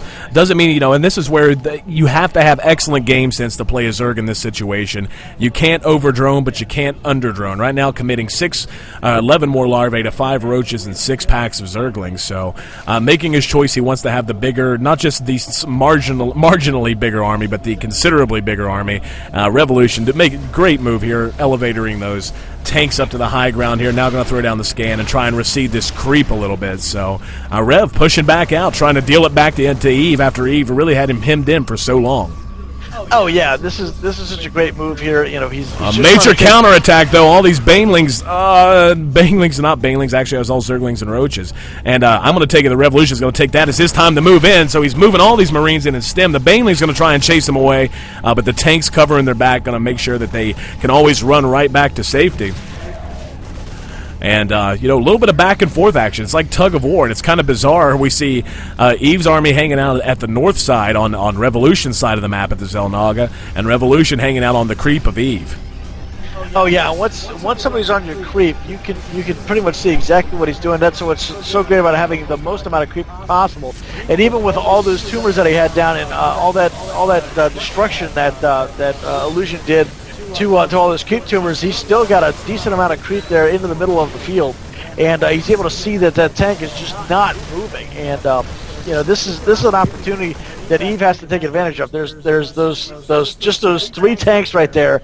If he had Mutalisk or something right now, it would be about the best time in the world for him to do it right now. You see him moving on the right-hand side. He's got all those Roaches, Zerglings, and a couple of Banelings stuffed in there. He's going to do what he can, and of course there's no vision on that side of the field because Illusion did not stop to take that eastern Zonaga tower. But you see another counter push going on right now by Illusion trying to come down. But this is the best time for him to get up into that base right now. Those tanks doing a great job thwarting off most of those Banelings, getting killed off. The Zerglings are down, and now the Goldie. Oh, there's a Baneling in there. Oh, wow. He had to have killed 20 SCVs, give or take, right there. They were in that gigantic conga line where they kind of queue up and get on top of each other when they're rallied to minerals. So that was a ton of losses there for Revolution if we go to the income tab. And that's the thing. He makes too many SCVs almost every game. So even though he's continuing to lose, I'm still considerably ahead of his opponent. We see Eve just now getting up on his third, opting not to take the gold or to take this little ditch sort of an expansion. And Revolution really looking quite strong at the moment. Looks like he's actually not just kind of in the lead. He's got a 50 supply lead on his opponent. He's ahead in terms of bases. He's ahead in terms of harvesters. And he's ahead in terms of tech. So, I mean, Revolution bouncing back despite losing that much. But it doesn't matter as Eve is beginning to push up the main ramp here. The Baneling's going to batter down the door and try to make it in and do some damage to the production facilities here. And this could be crippling if he manages to take out a few of these buildings. He's got to make up his mind. He just ran past the factory that was basically dead. So all these Marines and all this army of Revolution having to pull back. Tons of Marines pulling back, but there's a bunch of Banelings morphing in, about 7 of them. So it's really going to come down to how effectively he can use them. So now they're going to chase the Marines back down their own ramp and out of their own base. Unbelievable right there. He's really got to get these guys in there as much as he can. I don't know how many he got because those darn medevacs were blocking him. But we see those Roaches going absolutely bonkers there in the back. They were managed to pull all those SCVs off to those few little remaining mineral patches. Less than 500, less than 600 minerals there. But man, was that a lot of lost timing right there. Eve taking this time to take that about 4 o'clock expansion right there, just south of Illusion's main base. We see all these unit producing structures going into effect right now. All these barracks are going to be put in, and he's still trying to expand down into that submerged third right there, along with taking that gold that's going down pretty good. And all these Marines coming in right now, trying to take out as many tumors as humanly possible. That is a very smart move. That's going to recede everything back from this area here. And there's the GG there by Eve. Yeah, Eve he tried to counterattack at the gold there. Not sure if you had the camera on there for our viewers out there in the audience, but tried to keep an eye on it here on the stream. So yeah, Eve just had to GG. Really had fallen so far behind. So Revolution down but not out. Down 2-1 here in this best of 5. So he's managed to take one game off of Eve. We're going to find out if he can take another one as we move forward here into our game number 4 of our IG LAN event number 1, brought to you by SteelSeries, by Red Bull, and of course by itsgosu.com. Oh yeah, don't feel free to go to itsgosu.com, see all the upcoming events that we have. 5 to 6 events a week between now and the end of the year. Everything for every level, from bronze all the way up to the Grand Masters. We even have a lot of open events, so you'll be able to intermix with a lot of that. Of course, tomorrow night we have our King of the Hill, like we always do. Go to itsgosu.com, register for that. That's always a lot of fun. We have a pretty big turnout for that, and compete just to see if you can make it through the entire bracket. We haven't had anybody actually make it through the entire bracket yet. Right. Spetsnaz was about the closest we got. He went 8 for 9. Yep. In that matchup, and that was absolutely brutal watching him do that. Pitt did that as well. Remember? Oh yeah, Pitt got 8 to 9. So yeah, it's just unbelievable how much talent comes after this King of the Hills, and then we have. So we try to have all these LAN events, one every month. Of course, this month was an odd month. We had 2. We had last week we had the Lucky Fool event, and this week we have our initial LAN event here. So we have a lot of very good stuff going into game 4. So I'm sorry, got distracted by chatting in the chat there with everybody in the BattleNet. But we want to thank everybody again for watching us live and watching the VODs. Make sure to hit that follow button, because the more follows that we get, the more that we can get out of the Showcase Showdown there from Bob Barker, who's then replaced by Drew Carey. Drew Carey, who was then replaced by I don't know who. Right. I haven't seen it in so long. So oddly enough, I've been watching a lot more Lingo. I don't know why, but I've been watching a lot of Lingo. But Dude, Lingo's awesome. Lingo is pretty sweet. I definitely like the Lingo. So. You always have the weirdest friggin' people on Lingo too. Yeah. No, you know what the best game show in the world's Baggage. Baggage? I've never seen Baggage. Oh, it's hosted by Jerry Springer, and the whole premise is you get one guy. It's kind of like a like the typical dating shows, but the whole idea is that the contestants have to reveal all of their baggage, like that they would bring into a relationship, and you have to do it bit by bit, and it's done anonymously. So wow. Yeah, so they're gradually eliminated out by that. Like I have mommy issues, I have daddy issues. Well, most of it, like probably the crazy ex. Oh yeah, like some of the crazier ones I've seen is I really believe UFOs exist and I go hunting for them on the weekend, stuff like that. I've dated women like that before. That's not beyond my role. Well, so long as the crazy extends to the bedroom, I could deal with it. Anyway, moving into Game 4 here, Revolution spawning in his trademark yellow at the top left here on Tal'Darim Altar, and down at the bottom left we see NRG Eve, who is leading the series 2-1, but it was just snowed in a bit there by Revolution. Eve was aggressive all game, but he just kind of reached a tipping point where the aggression didn't work, and he was too far behind in drones for him to really have any hope of catching up in the late mid-game or early late game, so to speak. Oh yeah, and the stamina of this whole event is just definitely going to be taking their toll on him right now. Our contestant says, "I've slept with my girlfriend's mother." Yeah, there we go. All kinds of crazy things you have right there. Illusion doing a great wall in right now, putting down the double barracks with the single barracks and the double supply depot wall in. Trying to make sure that he can't get seen too early by Eve.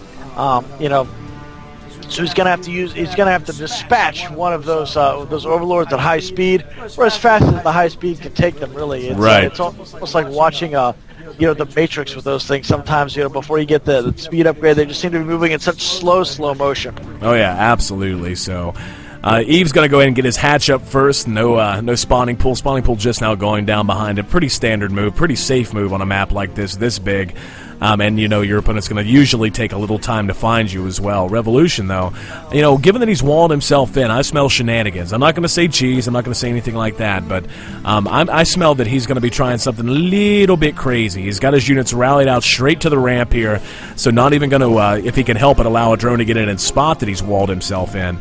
But depending on if and when he takes his gas, and the fact that he hasn't taken a gas yet actually tells me he's either going to try to fast expand or now he's getting the command center. So just going to be stable, not going to be doing too heartiest shenanigan.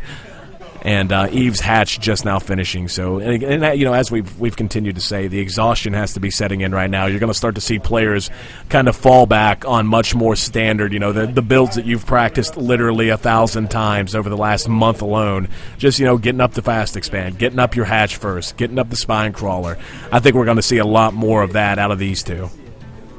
Definitely out of these two right here. We did see that SCV try to come in here and get a little bit of a vision, but unfortunately they were denied by those two Zerglings, and we did see that the cancel on the spine crawler right there, that drone goes immediately right back to working. Smart move there, as if he sends in the SCV first, he's probably not going to send any sort of early pressure for at least a couple more minutes, so you can get a little bit of time to kind of drone up a little bit.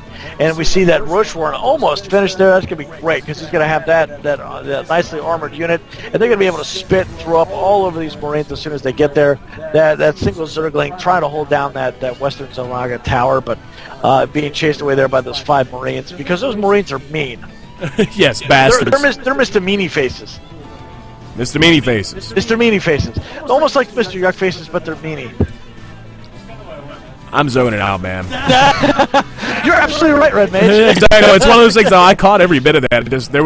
It's like my brain was going through the little file catalog trying to find the appropriate response to that, and it came up null. So it's just like K. Invalid. Exactly. Exactly. Yes. Yeah. Recalculate. Yeah, exactly. Something like that. Ryan O'Reilly from Oz saying recalculating is one of the funniest things in the world, by the way. So we see the Russians right now trying to take down the destructible rods in the natural third area for Eve right there. That's getting them a good good place to go. He'll be able to quickly expand because he's able to he's added enough drones right now. He should be able to get up those minerals quickly, quicker than really Illusion could try to make some stuff right now. Because he's just kind of sitting back in his base. He's not putting a lot of pressure on Eve, and that's very, very dangerous. Oh, yeah. The last couple of games, he's put on a ton of pressure that's forced Eve to try to make those units. But now we see him, he's throwing down the double factories, getting down the Infernal Pre-Igniter right now.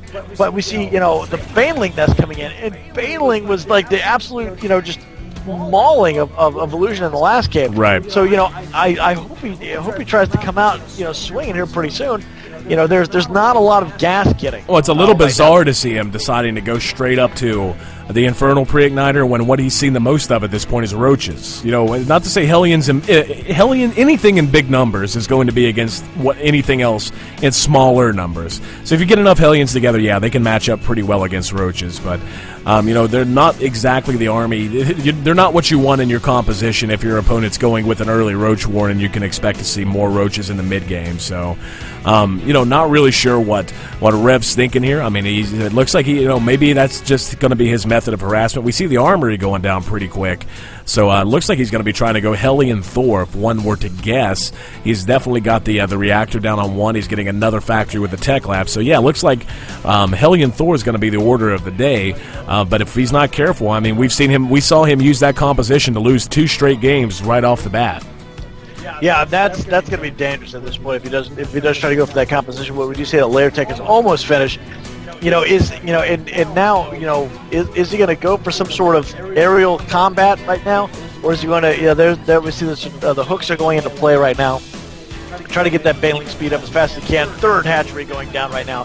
Very, very smart move right now. Those roaches coming back off that western Golnaga tower, leaving just the one there to try to defend, to put up some sort of look that he's trying to take some sort of center map awareness. Right. But we see the Evolution Chambers going down, more extractors going down, and the Spire. He's going to go for those Mutilas.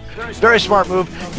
Would you suggest going up the Hive Tech right now and going for those Brood Lords early, or just Infestors? Infestors. At this point, he needs to get Infestor Tech. He's got plenty. He doesn't need to go up the Hive by any stretch of the imagination. At least not yet. He's seen nothing out of his opponent. There's been look at what the hell's going on with the Hellions. You seeing this the way I am? Move! Exactly. Oh God! Get out of the way! Get out of the way! It's like 495 traffic. That's exactly what that is. Move a little faster, jerk. So 55 is not necessarily the limit of your car. Just trying to move him as far as he can. He's got double Thors right now. The Spine Crawler taken out. That's a nice place to put that Spine Crawler. To kind of. Baneling's going to move in, try to chase down the Hellions. They're going to be able to do a lot of damage to these Thors, but not going to be able to finish them up. So right now, Revolution looking pretty solid, and just. Oh, I was going to say that Thor was almost holding on, but he did lose that Thor. Oh. Yeah, but he did lose a Thor, but still, he's got 2 tanks, 1 Thor, and 5 Hellions. And there's just not a lot of units on the field right now for Eve. Eve's just looking very weak. He's got some Zerglings on the way and a handful of Roaches and Banelings. But really, now that these tanks are sieged up, what's he going to do? The Queens are going to get their asses roasted. Thor's going to be able to move in and pick some damage off. And, that, of course, relies on the high ground vision, but he can use scans for that as he chooses. But, yeah, Eve kind of caught with his pants down a little bit there. It looked like he didn't quite get the reaction he wanted, or the warning, I should say, as to what was coming. He didn't react, didn't have the units out to deal with, and it kind of caught in an off-production cycle, so wasn't able to immediately churn out what he needed to defend it. And now trying to kind of play catch-up, just making a bunch of roaches and hoping his opponent doesn't have a whole lot left in the tank. Yeah, and right there we see, he's just barely off the creep that's going to give him just enough distance to really shell everything that's got going on. Burrow's coming down right now for Eve. That's going to be smart for him. He's going to be able to slip underneath that siege line, get out, and then go into the main base there of Illusion and really create mass hysteria at that point, because that is the absolute worst thing in the world. All right, so Eve's going to force the issue here. The Thor's caught in the middle. The Baneling's just weaving through. Do manage to pick off a good number of those Hellions. Still tons of them left over, though, and Eve really just that's twice now. You can't say he botched it. It seems like he's just isn't equipped to deal with what Revolution's throwing at him. Rev being very patient, still hanging out outside of the base behind 2 siege tanks with this group of Thors and this small group of Hellions as well. Actually, it's a smallish 7 Hellions, and more being rallied in as we speak. But, Eve really is not too far away. Maybe one more failed counterattack or one more failed defense away from having this series tied up 2-2. Yeah, and that is not what he wants at this point, because he's really done a good job staying in the game so far, but he just needs to not try to force it at this point. Wait for that burrow to come up. Burrow is the key at this point, because that engineering bay is not quite done. And then he's got to put in the missile turrets. There's no Raven on there, so you don't have to worry about detection. Just slip under and go. He's going to have to burn all of those. You can easily force him to burn out all of those scans, and you've got free reign for the most part. Oh, yeah. Eve favoring almost exclusively Roaches at this point. Kind of a good call. Really nullifying the damage those Hellions are going to be able to do in mass. But, the tank count just getting higher and higher and higher for Revolution. And the tank and the Thors, more importantly. Thors do massive damage to all Roaches. And, not a whole lot. He's got medevacs on the way. They're going to grant some high ground vision. So pretty much Eve's on the clock. He's going to have to figure out some way to deal with this pretty soon, because as soon as those medevacs or those Vikings or whatever he chooses to produce to give him the vision show up, and we see, okay, that's a Hellion. Thought maybe that might be a medevac. But, now he throws down a scan and going to force those spine crawlers back and away, going to take down that extractor quite easily, and all Eve can do is really just mass up back here in the corner out of harm's way and hope that when the time comes, he's got what he needs to beat the push back. Yeah, and this is the neat little Avalo trick right here. You wall them in with those siege tanks.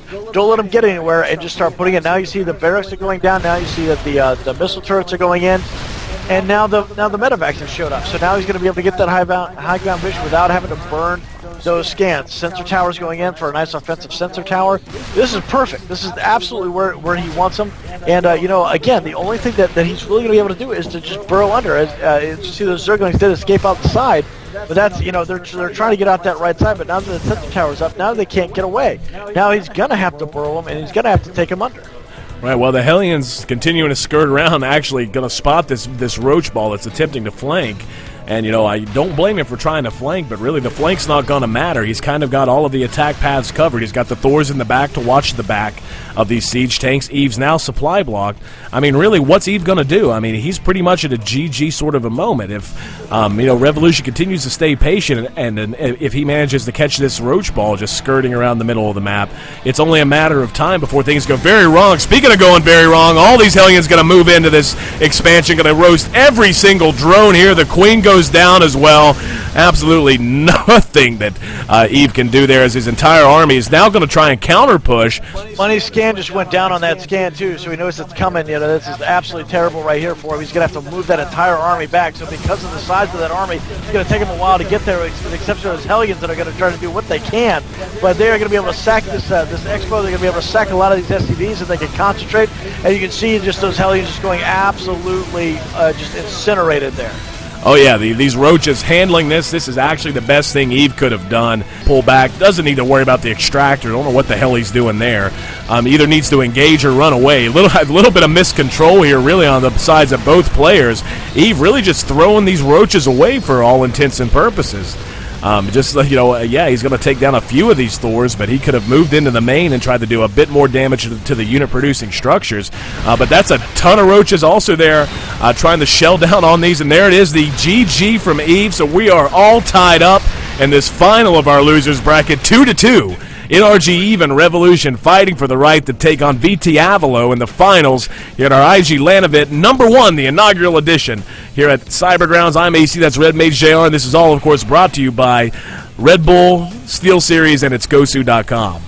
Absolutely right, AC. Go to itsgosu.com and remember, we don't do just StarCraft 2. We do Heroes of New Earth, Leagues of Legends, Marvel vs. Capcom 3, Super Street Fighter 4, Mortal Kombat. We're adding in more and more games as we go along. If you go into our forums, if you have a suggestion for another esports game you want us to start covering, start having tournaments for, go in the forums there and say, hey, look, guys, you guys should do this, you guys should do this, or if you have an idea for a tournament. We always like to hear from our community. A couple of our events have been strictly built because we the community asks for it. So we will try to do what we can within reason. You can't let's just do nothing but show matches and offer $1,000 prize. Well, that we can't do. Our sponsors. Not yet. Not yet. If you want to see that, hit like, hit tweet, and hit follow. That's the only way that happens. Follow all over the place, and even if you just hit the like just because, we like you just because that's all. That's what our sponsors really look at is how many followers we have, how many views we have, how many hits we get on the site, that kind of thing. So pop in for now and again.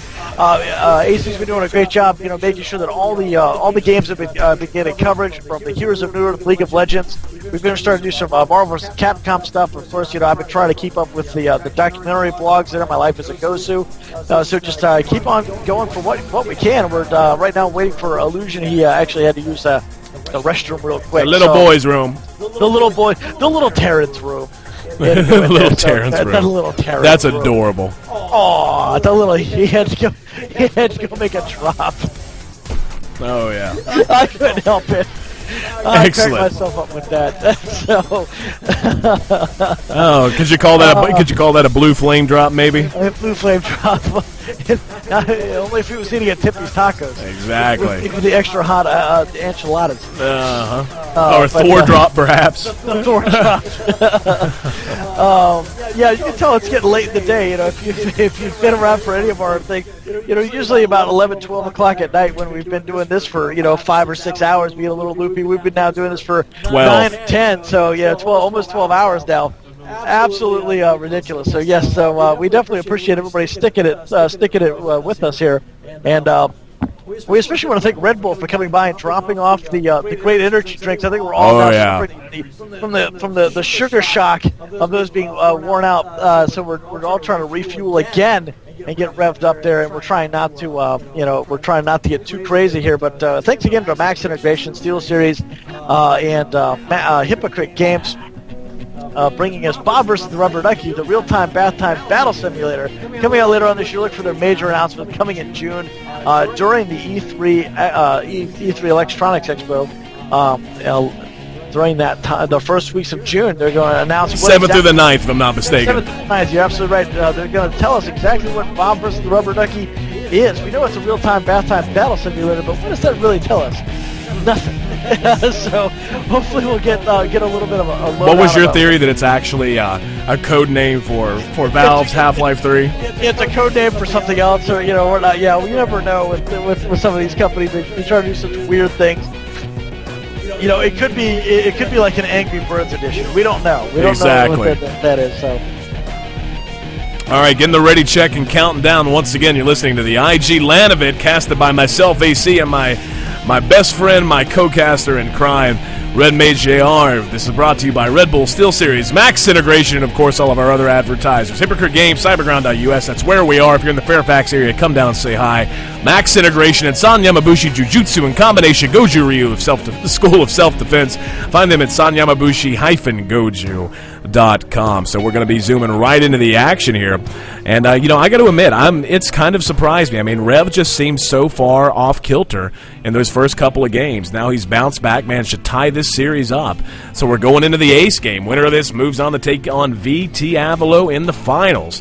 And I don't know. Is Eve a little bit older, or is he like a high school or a college kid or something like that? I couldn't tell you. Yeah, because I would think that Illusion being about 15, he's still got that youthful energy at this point, and be able to do this kind of thing for a while. I'm thinking Eve because he's starting to slow down a little bit. I'm sort of thinking he's like a college guy or right about your age. Right. Practicing for that. So. Yep, that mid-20 range. Yeah, that mid-20s. Well, we're going to find out. I mean, Eve, he seemed to have been impatient lately, to be honest. He just seems like he's being caught in strange timings. He's not really reacting as quickly as he should. Revolution, though, was looking just as sloppy when it came to not pulling SCVs, not splitting his Marines correctly. So I believe age be damned, doesn't matter. I think everybody's getting a little exhausted. I know I am, and we haven't even been playing. All we've been doing is fighting with equipment and trying to make the stream work. So. Oh yeah. With between the thing, nobody's paying attention because I would like another soda. No, somebody in there, please get me a soda.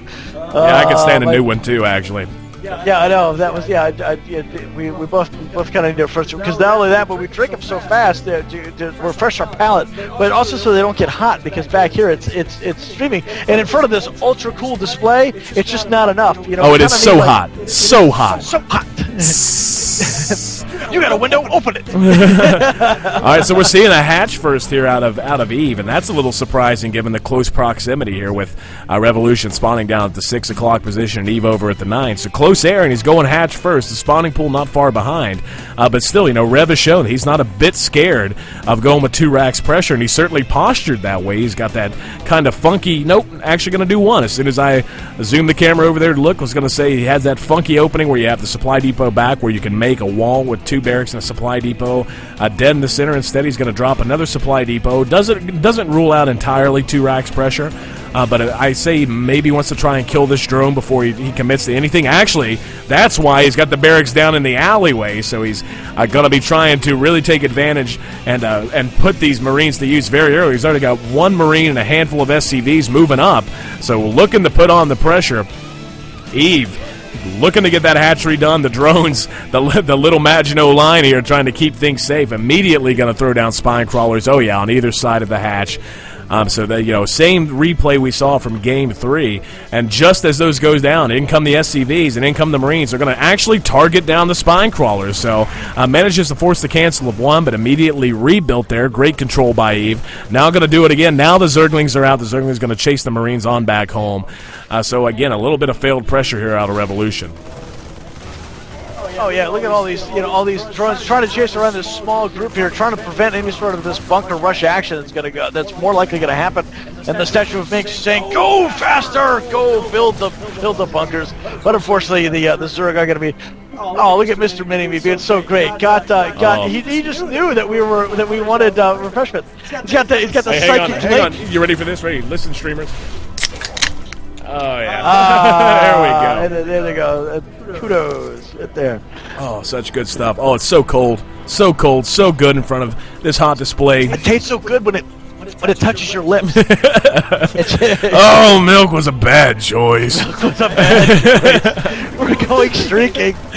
All right. I hate Will Ferrell. That's to me the only funny line that guy's ever had was "milk was a bad choice." I don't know. I always like that. You got a dart in your neck, man. You're so funny. All right, back to StarCraft. You can tell we're both definitely getting loopy now. Definitely, and you can tell that we're both kind of cinemaphiles here. Yeah. We're like Michael Bolt. What? Like Michael Bolt? I get it, but nobody in the land, nobody is going to get that in the stream. This is a tale. The Lonely Island, Jack Sparrow exactly. video. The Master Jack, the Captain Jack Sparrow. What? Anyway, tell them about that video so we don't seem like idiots. Tell them where they can find that. It's a new Lonely Island. It's basically taking on they get Michael Bolton to come out there, and they want to sing this great song about being in a club. And Michael Bolton just got done watching all the Pirates of the Caribbean movies. So he's wearing eyeliner and everything. Eyeliner. So in the middle of them singing this song about being in the club, they just start talking about. He starts going off about Captain Jack Sparrow and him being in Tortuga and all this other stuff. Then he dresses up in all these parts. Then he tries to be Aaron Brockovich and Forrest Gump, and then he goes into being all kinds of crazy stuff. It's a very good video, so go check out the Lonely Island video there on YouTube, and buy the new Lonely Island CD. Just came out a couple of days ago. Absolutely hilarious. If you like those guys there from Saturday Night Live, they of course did Creep. They did Jizz in My Pants. They did all kinds of videos right there. I Just Had Sex right there featuring Akon. So yeah, definitely go check them out. They're very, very hilarious. Definitely support those guys. And there's our unpaid plug of the evening. Unpaid plug of the evening, like we like to do. Yes, from time to time. So Revolution's got that expansion up and mining now, and we see Eve taking his third. And again, I'm just surprised. These players have not been putting a lot of pressure on. We see this one Overlord being moved in to be sacked. He's going to spot the factory with the tech lab. He's going to spot the barracks in the second factory as well. So he's going to have a general idea what's going on. But it looks like neither player wants to take a risk at this point. They know that they're only one win away from moving on to the finals to take on Avalo.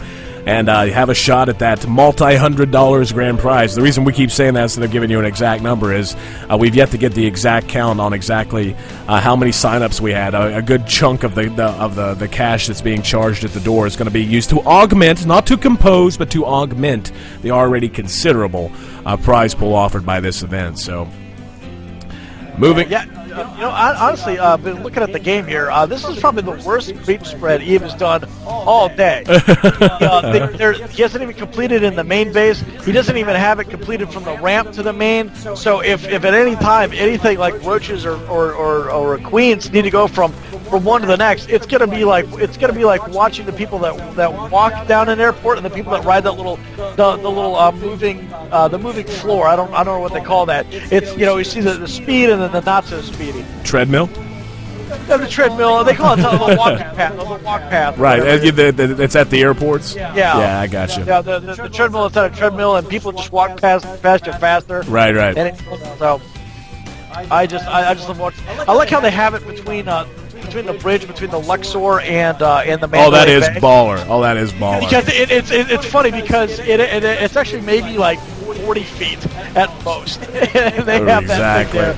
It's I guess it's something. All right, Rev is actually doing something interesting. So back to the game. He's sieged up. Now back to the good part. He's sieged up. He's going to be able to take down these spine crawlers. A little bit of mishandling of those Hellions, dancing them around a little bit too much, getting a little too cute with them.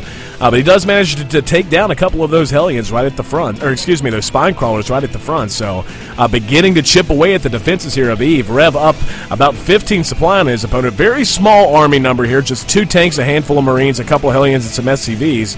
And now he's going to turn around and go back home. The Mutalist's going to catch this and maybe be able to pick off no, not going to be able to get one of those Hellions. So Rev going to be perfectly safe to walk back home, and a little bit bizarre. He's just going to target fire down one spine crawler, turn around and leave without even checking this third spot. In fact, if we check his vision, he has no clue that there's even anything going on there. So. Yeah, really needs to use those Mutalists to go in and do a little bit of scouting because he hasn't really done a lot. So yeah, you're absolutely right. He needs to check out that third base is going down. He needs to check out because is it going to go? It's probably going to go to that more natural third. It's probably not going to go to the gold right now.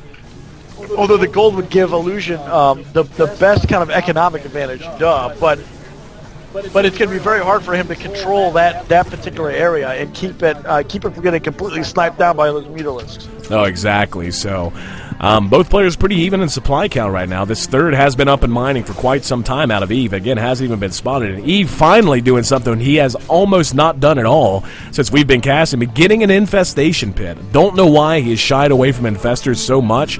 Every time he's gotten Mutalists, he hasn't really used them that well, or that much even. He just kind of flies them around and scouts with them, but we have not seen a ton of Mutalists harass out of Eve at all in this best of 5. So just given the proclivities that Revolution has, the units he tends to favor and the way he tends to use them, infestors are the natural choice, and I think Eve's quite well served to finally get the infestation pit up in a timely manner. Oh yeah, and right now he's getting that hive tech going up right now. And he definitely favors those Mutalists when Illusion tends to go for the Hellion play. But right now we see a drop loading up right now, and it's going to come over. It's going to get spotted pretty quickly by this Overseer, and those Mutalists are probably going to come in and they might be able to take out the whole stack almost. About a half load of medevac right there. So great shot, killed off 2 or 3 Marines that actually managed to put their feet to the ground, but unfortunately they didn't get much farther than that. They didn't do a whole lot. Those Mutalists going back in now. Only 3 Marines there to kind of ward it off, and now these Mutalists are going to have free reign. Stop trying to take out the supply depots. You really need to go into the worker line and then take out the stupid language. And you need to take out the SCVs first and then go for the supply depots. We used to see Eve taking that 4th expansion right now in the natural of the 1 o'clock main. So he's definitely trying to get that upper hemisphere, this dominance. We see these Zerglings kind of running around and doing some sort of song and dance number. We need a little bit more snapping, a little bit more choreographed dancing because they are just moving their little tails right in there. Oh, he's going to catch this expansion almost completely undefended. The Marines having to stem back and try to defend this. Going to be able to pick off not nearly as much as he should have actually. Just moved his way away immediately. So yeah, 9 workers right there. Not but what he did manage to pull all those Marines away. The Mutalists now of Eve dancing around the outside. Looks like these turrets are enough to ward him away, which is kind of bizarre because there are 2 turrets total, and he could one-shot or two-shot those turrets, given his Mutalisk numbers. So.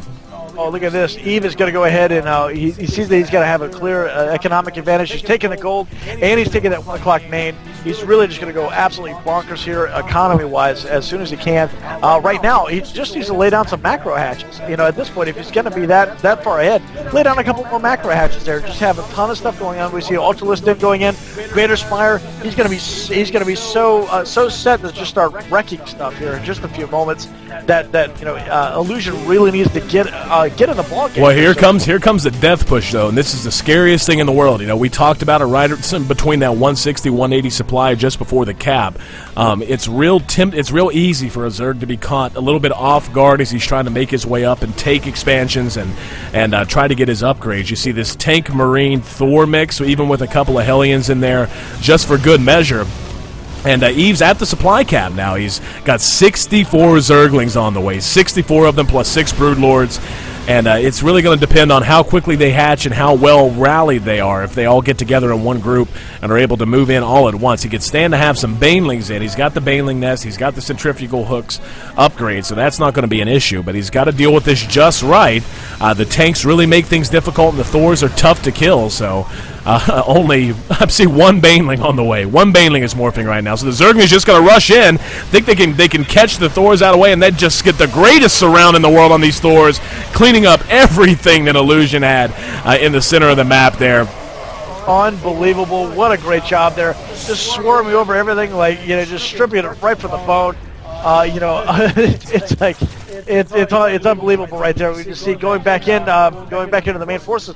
He doesn't really have a whole lot left. He's got 81 workers. 81 workers. Illusion's got. That's a ton of workers right there spread over those for bases. Just 3 bases. For just those 3 bases, and he's got a Hellion, 1 Hellion, 3 Thors, 1 Viking, 2 tanks, and 15 Marines. That is it. To 79 Zerglings. You know, an ungodly number of Broodlords right now. So this is going to be just a wreck fest as soon as he decides to press in. Oh yeah, we see the Zerglings looping around on the backside. He's going to catch all these starports being made. Only 1 tank there to defend. Not going to last very long. The SCV's now being pulled. The Marines being brought over there too to try and deal with this. The Mutalisk just kind of hanging back and allowing all of these Broodlords to just be slaughtered en masse. So not the best control here out of Eve. Revolution though, able to clean up the Zerglings back at home. So you know, that's just kind of bizarre. Eve is miles ahead. He should be miles ahead. And he is miles ahead in terms of even supply. But, you know, 4 Ultralisks on the way right now. But it just seems like that was a sloppy counterattack. It wasn't well executed. Yeah, I don't know if he was just throwing these units away to try to give him some more room in the supply category to get those 5 Ultralisks. But that's kind of a waste because those Broodlords were doing an amazing job right there. And he needs to get something that can shoot up some Hydralisks or something to take out those 1 or 2 Vikings, because they're going to continue to put down all those Broodlords and any sort of Mutalisk that he decides to pull in. But now we see this nice big force coming in right now. A couple of Ultralisks, a bunch of Banelings, and you know, all these Zerglings are just going to pour right into the siege line of the 1 tank. Yeah, the siege line consisting of 1 tank that immediately dies. That's a pretty high Marine count. Baneling goes off and manages to kill pretty much nothing. Now it's going to be up to these Ultras and up to these Zerglings. Oh, the Marines caught and split and quartered off here. So this is going to be the end of the majority of Revolution's army. Not going to have a whole lot left in the tank. He's down to 56 Harvesters, which is actually extremely low for Revolution. At any point in the game, he loves to have a Guerrillion Harvesters.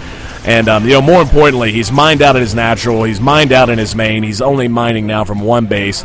So these Ultras are still kind of marauding around. They haven't completely eliminated things, but they've cost Rev basically his entire army. He's now pretty much at half the supply of his opponent. Here come all the SCVs for Rev, and being escorted by these landed Vikings, which are walking, by the way. Going to try and deal with these Ultras. The Ultras going to go to work now. The SCVs in the front, though, going to take the brunt of the damage, and actually not going to lose all that many of them. So nice money surround there on those Ultras, but we see those Zerglings coming in now off the west side. And the Ultras coming in from the other side as well. Oh, just, you know, great job coming in from both angles right there. And they're going bonkers right now, trying to get in there and try to eliminate what they can. And there's a couple of medevacs there, the remaining units that are in there. But unfortunately, I don't think that's going to really be enough to do anything here. 4 more Corruptors are coming in, as well as 10 more circling. So that's going to give them tons and tons of Broodlords right there. Just making tons and tons of little Broodlord babies. And there's the GG right there from Illusion. So Revolution fighting it out, pulled himself back to even after going down 0-2. Unfortunately, just didn't have enough left in the tank to take it one step further. So NRG Eve advances to take on VT Avalo in the grand finals of our IG LAN #1, the inaugural edition here at Cyberground. I'm AC, that's RedMage JR, and this is all brought to you by Red Bull, by SteelSeries, and of course, by itsgosu.com. Absolutely right about that, AC. Go to itsgosu.com, see all the events that we have coming up, not just for StarCraft 2, but for League of Legends, Heroes of New Earth, Marvel vs. Capcom 3, Mortal Kombat, Super Street Fighter 4, and many, many more, especially Dota 2 when it finally comes out, and Valve will tell us exactly when that is going to be. And of course, we're looking forward to E3 is going to be here in a couple of weeks. And that's going to be a great time. We're going to be able to see what Bob versus the Rubber Duckies actually is. We're also going to see all the new information that's coming out. And of course, BlizzCon toward the end of the year. So we're hopefully to see everybody there that can make it. Because I think the last day for tickets was kind of today. They had the $500 charity benefit tickets. Right.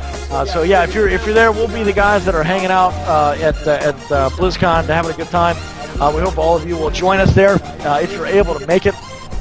We are looking forward to also hopefully attending Dragon Con, PAX West, and MagFest at the beginning of next year. So, and of course ShivaCon again, because we had a great time down at ShivaCon this year, and hopefully we'll get a chance to go back out there. Oh yeah. And don't forget to check out on itsgosu.com and follow us on Twitter and stuff. We'll always let you know where we are.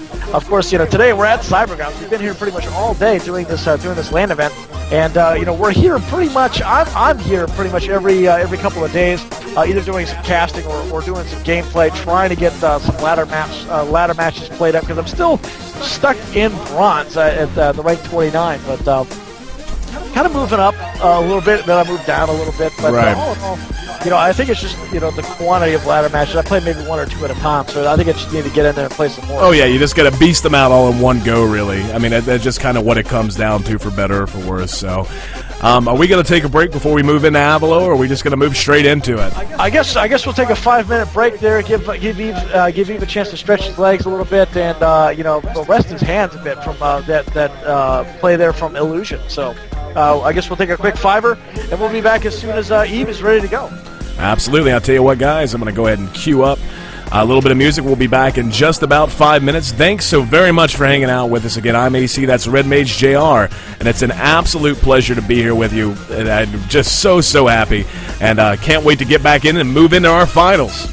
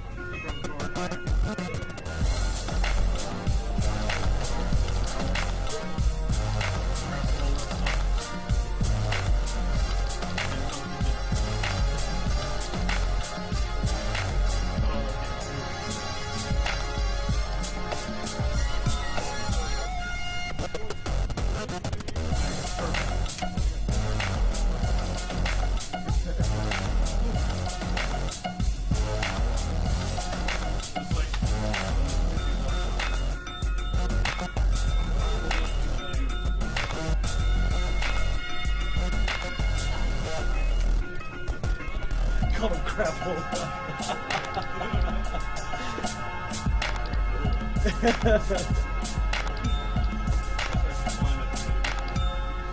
That's right.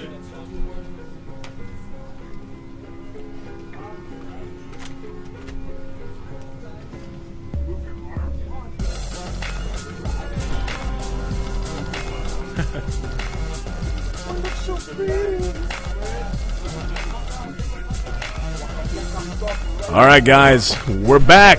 EC Red Mage, that's us.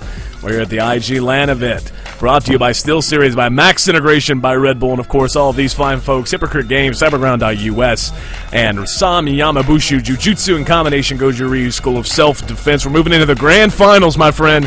It's been just about, we got here, what, 9-ish in the morning? 9-ish in the morning there. So we've been here 12 hours plus. We've been casting, coming up on like...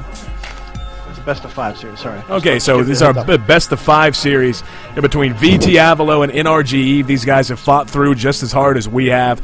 I know there are a bunch of you guys who have been with us in the stream pretty much all day long. Nothing but love to you. Nothing but love to you. And oh, I'm reading the chat. Yes, it could quite possibly be 2 best of 5s back to back, depending on who wins out. If the sad thing is if Avalo wins, it will go into another best of 5 because he will have his chance at the loser's bracket. And then no, that's not how a double elimination bracket should work. That's kind of the way that we set it up. Okay, that's fine. I'm just saying that's the first time I've ever seen that. That's fine. So, all right. Avalo going to be moving in. Eve is going to have to win one. So he's going to have to win 6 straight games or 6 games out of 10, right? All Avalo's got to do is win, and then it's a best of 5. Right. Lord, folks, 9:37 p.m. is when we're getting started. We're ready to move into the game. I do believe. I'm waiting on the invite. But once again, thanks to each and every one of you that's hung out with us here in the stream all day long. I see we got a few names returning that I think left for a while there. A few new faces showing up as well. I may see that's Red Mage. We're down at Cyberground in Fairfax. Probably a little late for you to make it out and join us for this one, but, well, I don't know. Given how slow Avalo plays, we may be here till, like, breakfast tomorrow.